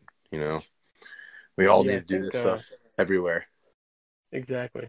And I think one county down south, I think there's a few that passed actual ordinances. But one county, I think it was Tazewell County or something. They didn't just pass an ordinance for that. They passed an ordinance essentially forming a county militia to fight the red flag laws if they do come into the county. What's up. Which is fucking litty, and I'm pumped about that. Yeah, that's what's up. That's what we need to be doing everywhere. Yeah, let them know. Like, let them know. Like, yeah, no, we're gonna meet this head on where it shows up, and then like, I mean, it'd be cooler to go one step further and like demand accountability after the fact. Mm-hmm. Like we all like me specifically. Like, I target the politicians. Like, excuse me, I target the police, And the fact of the matter is the politicians take the same oath to uphold and protect the Constitution as law enforcement officers do. And yet they end up, a lot of these guys spend their entire career, doing nothing but drafting unconstitutional bullshit. Like we got to fight this shit. Honestly, I'm more interested in what your daughter has to say. All right, get her to go. Can we talk? Now she's quiet. I understand. It takes a long time to be able to do shit. It took me a good year at least. So I get it. She's only 9 months. So in 3 months, if she's not saying fuck the police, you need to start over. Try again. All right, here's a quick and stupid one. I'm pretty sure like the vast majority of both the gun meme community and the Liberty community take the piss of gun bunnies, but this question was submitted anyway. Favorite gun bunny, and favorite booze. It's always the guns. Oh my god, we are not firearms experts. What? The podcast is named eMilitia. What do you expect? Yeah, speak for yourself, mate. Oh, we're not though. Talk about guns on the eMilitia podcast. LARPer. It's a combination of us not being firearm experts and us having already answered all these questions before. Maybe they're more of an expert. Speak for yourself. All of us. I know plenty about guns. Your name is fucking Guns and Guillotines. I know about guns. I've just answered all the questions before. Stop asking me what my favorite boog rifle is. It's a fucking AR-15. Well, then be quiet and let other people answer them. All right. Mom and Dad are Listeners fighting. want to know. I'll start. I can start this one. 11.5-inch AR-15, Glock 19 sidearm, and then favorite booze is probably Cardew Gold whiskey. What? What? Cardew Gold. Who the fuck is that? It's a fucking whiskey. How to try that one? Yeah. Nobody knows what the fuck you're talking about. All right, whiskey. Fucking. You're so. What kind though? What kind of whiskey? There's a lot of different kinds. No, it's a Scotch. Scotch whiskey, and then favorite. Where's it from? Is it a bourbon? A Scotch? Okay, so God damn it. 11.5-inch AR-15. Scotch? Like yes, made in single Scotland? malt Scotch. Single malt? No. Is it a single malt? And then favorite gun bunny. Or is it blended? Is it blended? You cut out. Okay. Favorite gun bunny is Trigi. Hey. He's got a luscious red beard. Let me tell you. It does. I legitimately have a more luscious red beard. I'm not just saying that for the jokes. Mine's better. I love you, Tridge, but mine's better. I've got a cute red and burgundy beard. Mine's better. Bunch of fucking gingers in there. I'm not ginger. I'm brunette, but my beard gets orange. That's the same thing, but don't let Anglo find out because he won't live it down, and he'll call you a ginger for life. Well, yeah. Tridge? It's ginger. All right. So for boob rifle, for me, it's also an 11.5-inch AR-15. That's right next to me right now. Man, you hear that? Hold on a minute. You hear that, audience? Stop asking us. Oh my god. Okay? Just go buy a couple. Honestly, you could probably get them for less than $500 by now. Just fucking go buy one. Okay, hold on, stop. I got something to say about this. If you're only spending $500 on an AR-15, you're fucking retarded. Absolutely. There you go. All right, what would you rather them do? Not buy the AR-15 or wait until they save money and buy a better AR-15? Aero Precision had AR-15s on sale for $6.99. Full 16-inch rifles for $6.99 last week. So get a gun that you can put your life on. If you can spend $500 on a fucking shitty PSA that's gonna blow up in your face, you can spend $200 more on an Aero Precision.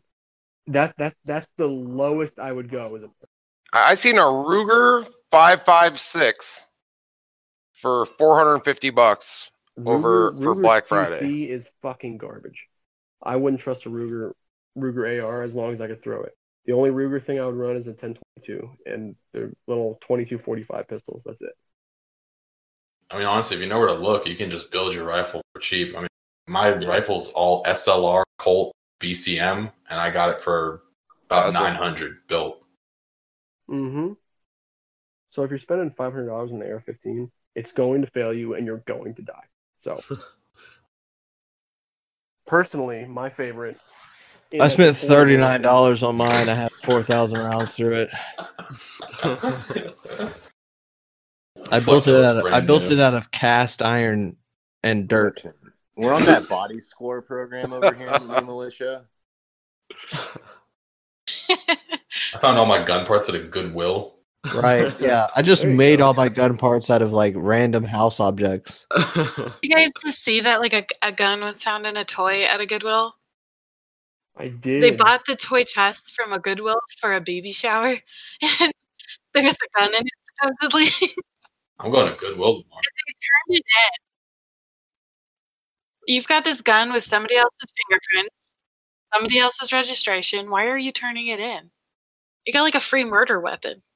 That's dope. Free murder. Hashtag free murder weapons in the comments right now. Hashtag free murder weapons. Honestly, you go in Virginia, you go to the Great Falls, and you stick a magnet anywhere in Great Falls. You're gonna find a gun. I swear to God. Start a hashtag free murder weapons chain in the comments, or you're not a real fan. It's not a joke. It's not a joke. It's a Tridge. We need a favorite gun bunny and a favorite. Favorite gun bunny would have to be Rob Pincus. Nice. He's sexy. That bald head reminds me of it's phallic. Right? I mean, it's great. I love Rob Penis. He's awesome. A really good guy. Did you just say Rob Penis? That's all I'm hearing. Did I? Oh my gosh, I had Don't no lie to idea. me. Totally not intentional.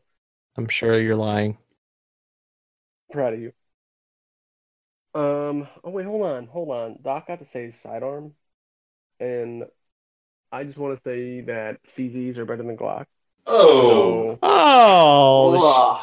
Who's the admin of this chat? That's fighting words right there. Who's the admin of this chat? True.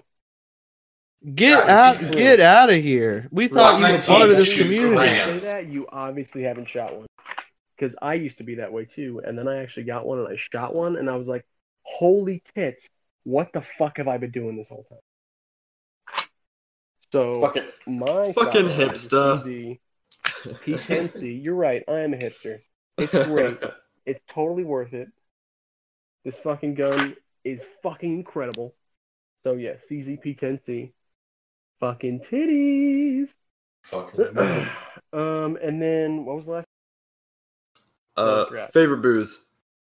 Favorite booze. Ooh, Jefferson's extremely small batch whiskey. Yes, that was so fucking good. Mm-hmm. No, that one wasn't what you had. You had the. I don't even remember what that was called. I still have some downstairs. I don't know. We finished the bottle. I don't remember anything.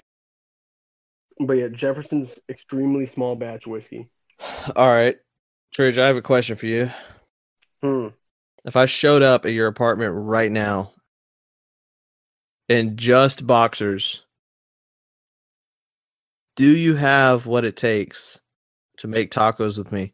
I don't know, man. You're not Doc. Dr. Boogaloo probably does. He is a taco guy.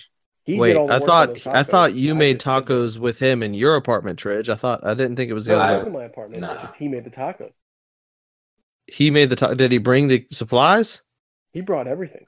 He came prepared. This dude brought groceries to your house? Yeah. Y'all had sex. I'm not gonna say we didn't. Hey, practicing. Look, I've had people bring groceries to my house before, and every time we've had sex. We even had matching Whoopi hoodies and matching pants. Oh my god, we have that photo. We do have that photo. It's on my Instagram. We're adorable. We are the fucking cutest. Are either of y'all married? Are y'all gay? Only on Tuesdays. Were you not present during the first 10 minutes of the podcast? Yeah, it's only gay if you sweat. Oh god. It seems like there's a lot. I have a question for Dr. Boogaloo.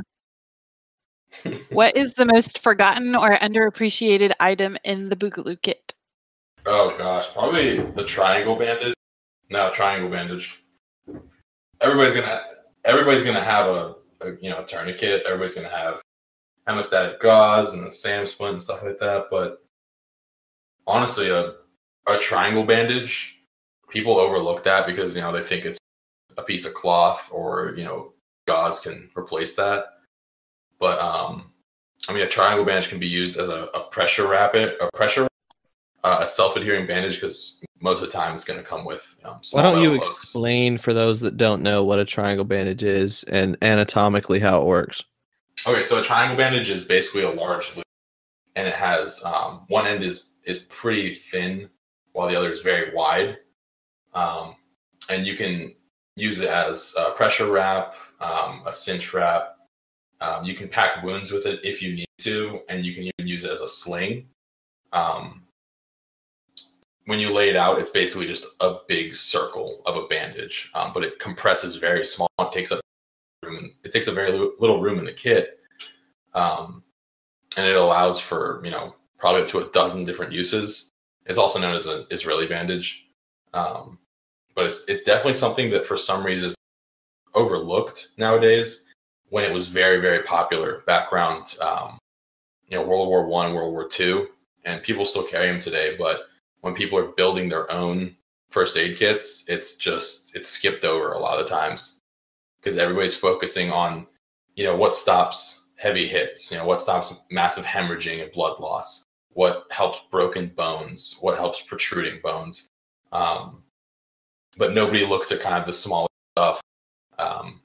And a triangle bandage or an Israeli bandage can really help with any of those, as well as smaller things, wrapping a splint or making a small sling for an arm or something. Is it expensive?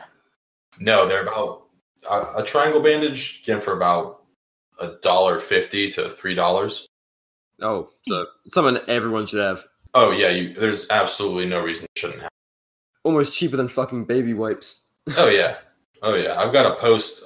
It's one of my first posts actually, and it's a full individual first aid kit for under $100, which is it's pretty difficult to find a quality one. Oh yeah.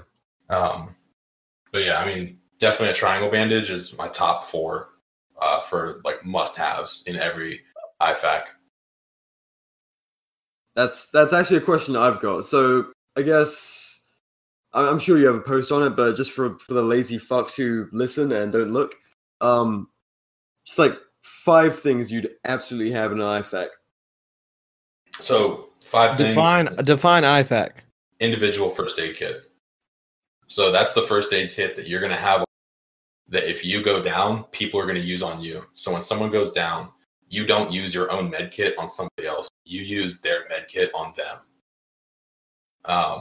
So if they don't have a med kit, just let them die because they didn't prepare. Sorry, Bucko. Next. Yeah, it should absolutely be part of your fucking plate set up. And if you don't that's motivation to buy it, is because it's for you. Yeah, exactly. It's not for other people. Buy it for you. Yeah, you're investing in your own life at that point. Individual keyword. Mm-hmm. Yeah, that's the problem. A lot of people think, I'm just going to grab a gun and run into the woods. That's not how it works. But yeah, back to that question. So top 5 things, triangle bandage is one of them. Hemostatic gauze, that's number 2. So a lot of people, they stock up on a ton of gauze, not realizing that Z-folded hemostatic gauze, the most common brand being Combat Gauze, is so incredibly useful in terms of packing wounds and stopping hemorrhaging. So there's a few different compounds that hemostatic gauze can be coated in. I won't get into all those because I just don't know molecular structure of them too well. But hemostatic gauze, it's basically coated in material that aids in the clotting of blood cells and helps to stop heavy blood flow from a severed vein or a severed artery, and that's what you're going to use to pack a wound. I would also say you should not get rolled hemostatic gauze. But if you do have it, don't buy it. Get Z-folded or S-folded gauze. The reason being, folded gauze, it's much quicker to come out of the package and unfold from your hand when you're packing a wound. Whereas rolled gauze, there's going to be a stopping it's gonna add only a few seconds, but that can make the difference. Oh yeah. And then a T-pack needle. This is something that I got so much shit for when I posted. So this is a chest or a chest decompression needle. It's a 13 gauge needle you stab in between the first and second rib of somebody who's experienced irregular pressure within the lining of their abdomen and their lungs. So this is what happens. This is what you use to relieve pressure and allow their lungs to properly expand and deflate when breathing.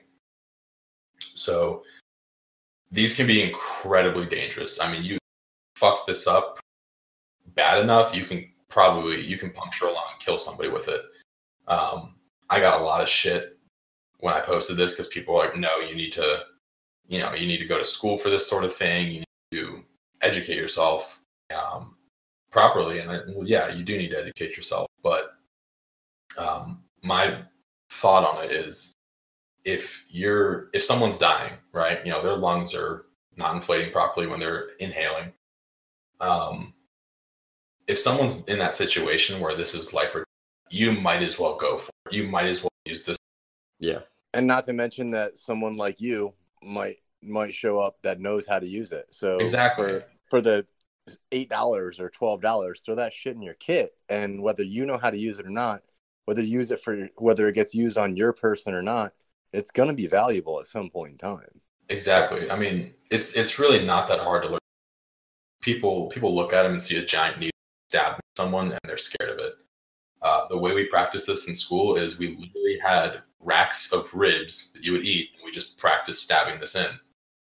But yeah, again, my thought is, if someone's dying, you might as well take that chance, because worst case scenario, they're going to be in they're already in.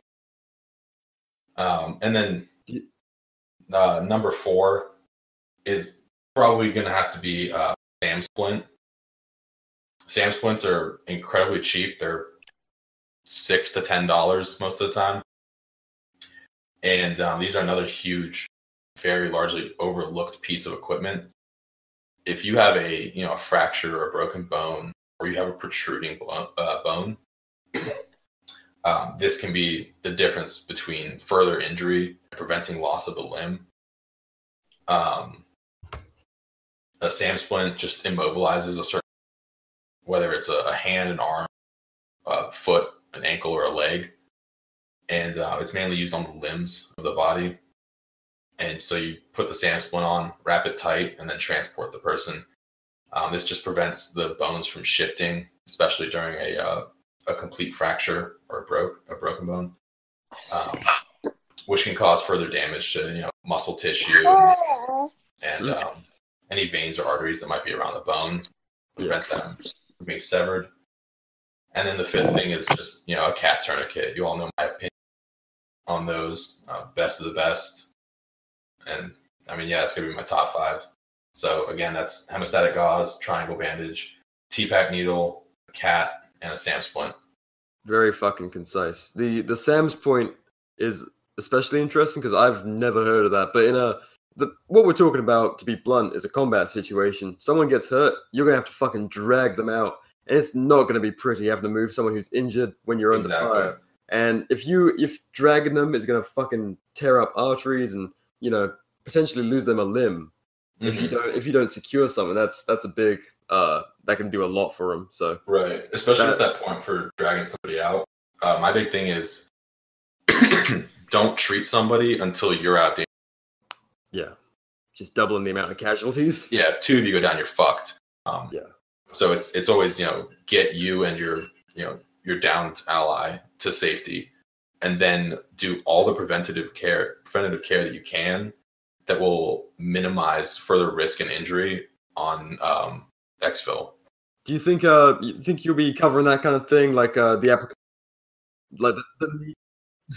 needle in your guide? Yeah, for sure. That'll be one of the few things I go. I'm not going to go super in depth on a lot of these things. Again, I'm not going to teach somebody how to put on a tourniquet in this book. Yeah, you should know how to do that. Sort of like you just put it on and then you twist it. Yeah, it's literally a Velcro with a fucking stick on it. I can make one out of my shirt and scissors right now. But yeah, TPAC needle, one of the more dangerous things. That's definitely something. And then artificial airways would be another thing. You can cause some injury placing those as well.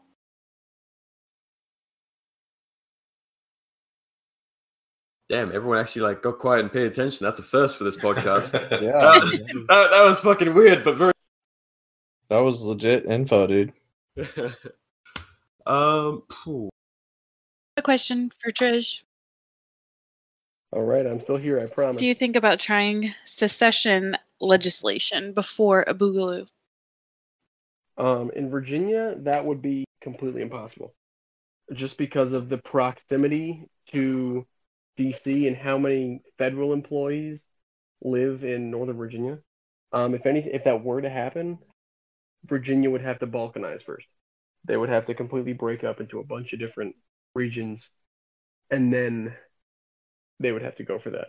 But just because of how many federal employees and how many fucking politicians that are, senators and representatives and all that shit that live here, it's not even possible, honestly. It's not like South Carolina where every time they get a bill, they fucking like, oh, we're gonna fucking secede and get the fuck out of the union, which I respect the hell out of. But unfortunately, because of the population here and the concentration of government employees, that's just not a viable option here. All right. Well, to wrap this up. Are we wrapping it up? We have more questions. Yeah, come on, man. I have like 80 questions. Are we going to answer them all? Well, good ones. What, the good ones? Yeah. Oh, I have a lot of good ones too. Well, Boogaloo hasn't even explained where he got his doctorate, or if he has a doctorate. People want to see transcripts. That's true. Okay, yeah. Yeah, I want to see your birth certificate, Doc. Jesus. That was like half of my question. Oh my gosh. That's all I had. Thank you. Was that a question or what was it? Well, we don't know. None of us know. Okay. Are you a real doctor? We tolerate her because she does all the housekeeping around here. The answer is almost. Nice try. Right, I have a question. Do you like cow milk or almond milk in your coffee? I don't do dairy. So almond milk. I don't put shit in my coffee. Actually, no, not almond milk. I'm a big oat milk. Oat milk's pretty good. Oat milk's nice. It's good question for everybody. Yeah. Everybody on this podcast. What are your opinions about eggnog? It's overrated. I like eggnog quite a bit.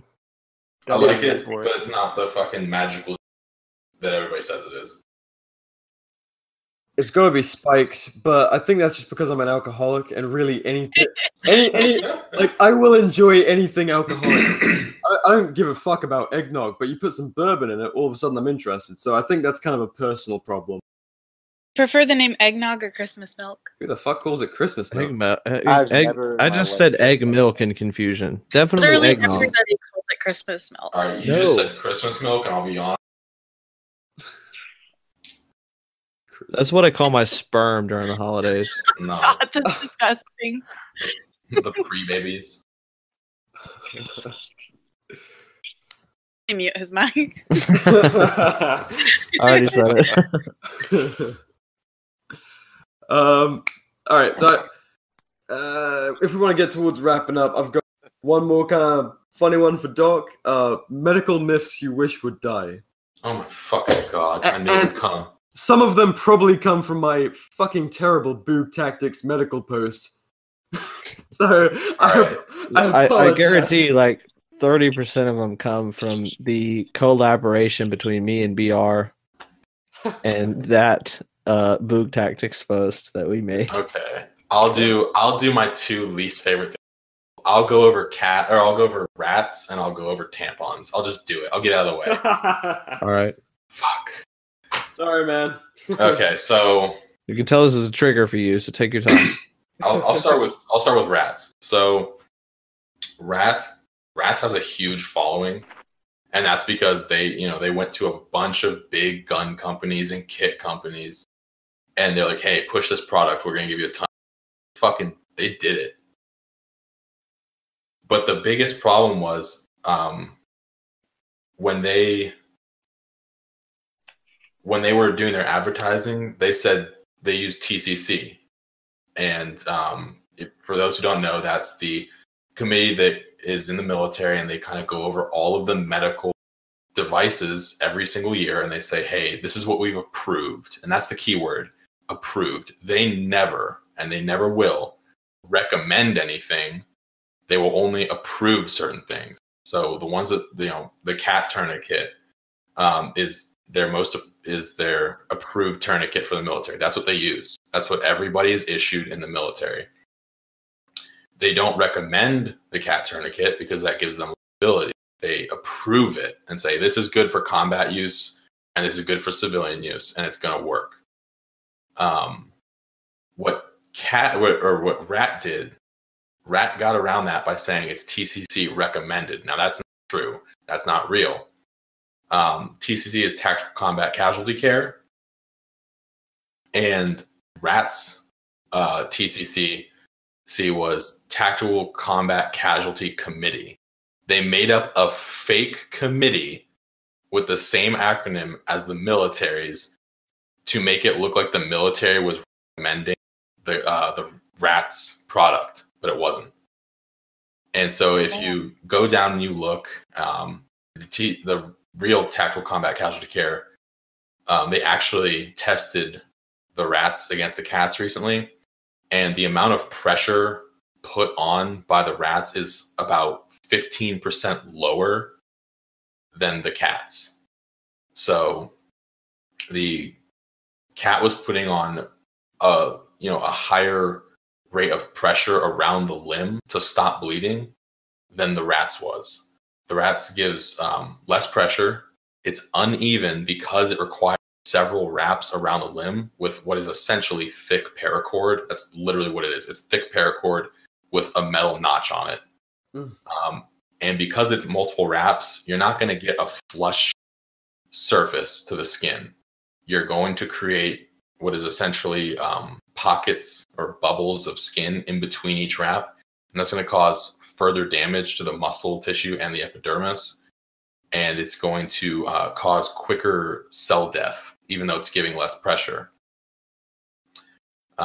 So, yeah, I mean, essentially the R.A.T is just a huge scam, and they used a bunch of big companies to push a very dangerous product.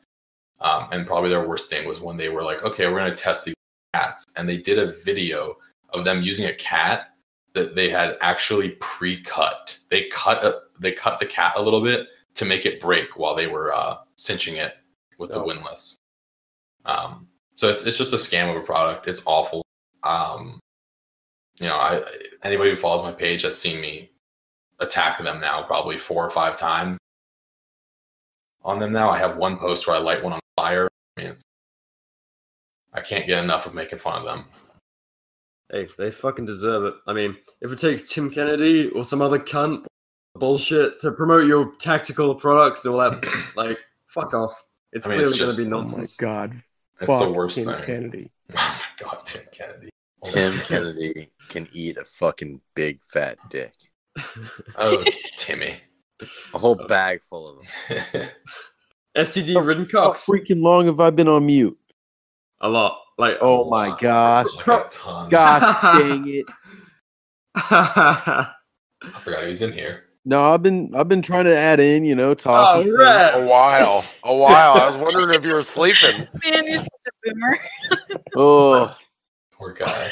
Well, I was focused on my phone, looking at other stuff, researching things, and so I didn't look at my screen. Oh my. Yeah, I always heard the R.A.T was bad, anyways, so it makes me feel better now. Never going for it. Yeah, to be fair, that's the first scientific breakdown compared to a meme. Like, I trust your opinion, but I've never looked into the actual reasoning behind it. So to hear that concisely is, it's good to hear. I'll try and get the TCC report up so I can actually break it down for people, because a lot of people know I hate it, but I think they want further proof, so I'll give it to them. Yeah. But yeah, and then on the tampon. that is just, I don't know who started this like 30 years ago, who woke up one day and was like, yeah, this needs to be a thing, but god damn that person. I hope they're very uncomfortable right now, wherever they may be. I'm sure they're listening. I'm sure the person that invented it. I pray they do. Or they fucking bled out trying to stuff a tampon in a gunshot wound. We don't know. That's a better solution. Just let them. a happy ending. So, first off, let's just go over, what it would entail to carry enough tampons to stop a gunshot wound. So, I can pack a normal gunshot wound. Let's just say it's nothing, not crazy. You're not getting shot by a 6.5 creep. Shot by.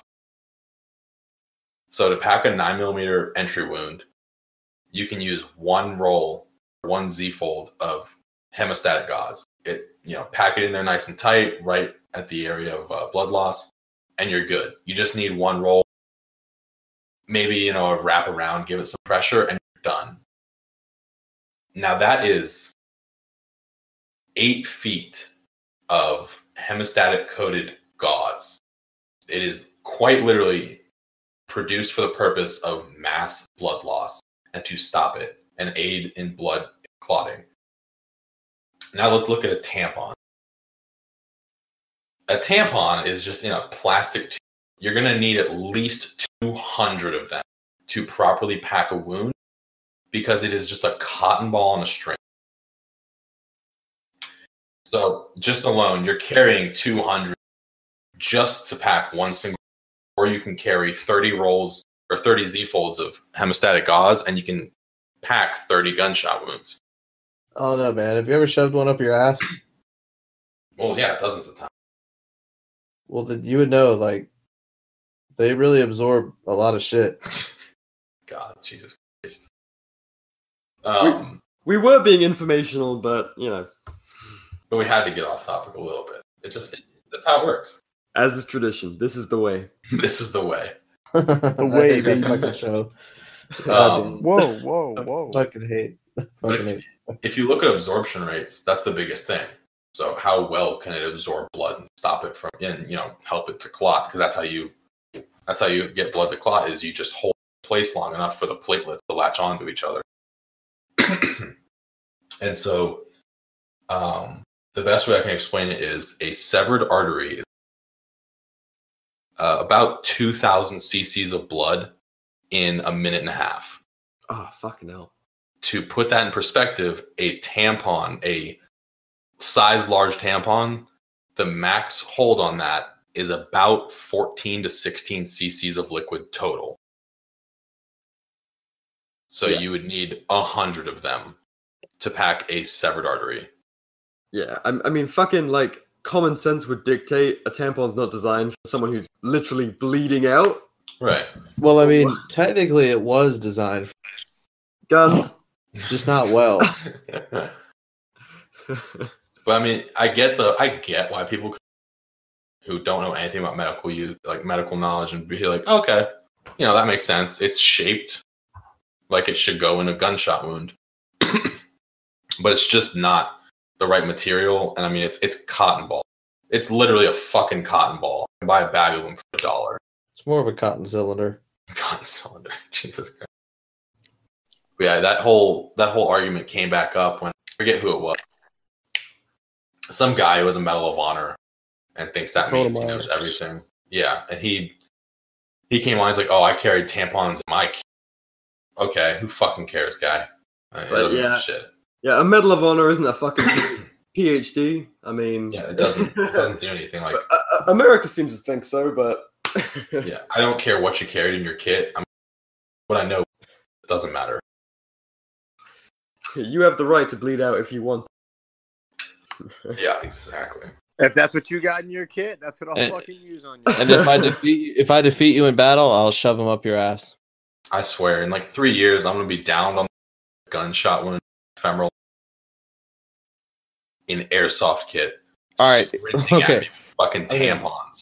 All right. Here's a good question to wrap this up for the doctor. is a tampon in your IFAC kit better than nothing? It's material, but that's I didn't ask you. I didn't ask you. You know what I would do? If it was between not buying anything and buying a box of tampons and putting it in a pouch on your kit, what would you rather come across on the book field? I'd rather have a guy jam his fucking knuckle. I'm not even kidding. That's how you stop if you get nothing. If you get a severed jugular, you. Oh Jesus! If you get a severed jugular, you're gonna die anyway. No, not at all. No, you're gonna die. You're gonna die. You're definitely gonna die. Oh God, I guess I'm gonna die. But no, you put your fingers in there and you pinch that. Okay, why not just pack the wound with dirt and foreskins? Where did that second one come in from? That's my brand. How did you get so many? I've been doing this for years. Dirt and foreskin, maybe. Dirt and foreskins? I'm worried. You think I need multiple, or could I get by with one? Because they're valuable. Boys. I mean, you're the one who put multiple. Well, how fresh are they? Are they freeze dried? I mean, some of them. So it's like jerky. It's like jerky. Yeah. Do they have they don't really. There's a lot of fat content in them, believe it or not. They don't ever really get like jerky. They're more just like. They're more like if you sliced a hot dog really thin. Oh my God. They're like that consistency. I'm so scared. Ask the question in the chat. Okay, so what's the ethical use of an Alf Boy foreskin for skin grafts? That's primo skin graft right there. Right? Because it has anti-aging properties and shit. Yeah. Left the guy's username in there by accident. So like if you get shot in the fucking face, definitely skin graft with a foreskin, because then like you'll make them look younger as well. Yeah. Hey man, it's like Aveeno anti-aging property. Same thing. That's where they get it. Yeah, it's just like Jennifer Aniston. You basically be Jennifer Aniston. I'm down for that. See, more importantly, chicks dig scars, and if you got like a bit of Alf skin in your face, they're gonna be like, "Oh man, that guy's a veteran." I just want a nutsack hanging off my chin. Yeah, like that guy's a vet of the boog. That's a fucking fed ball sack hanging off his face right there. Yeah, like I served. Just for asking. Thank you. You're welcome. Thank me for my foreskin. That's a t-shirt. All right, y'all want to plug y'all shit? Not with foreskins or tampons. Oh God. Or finger pinches. Just plug your shit like in a normal people sense. Define you what you have coming up. All right, I guess I'll go first. Two-way rally, an armed two-way rally in Richmond, January 20th, 2020, on the Capitol House steps.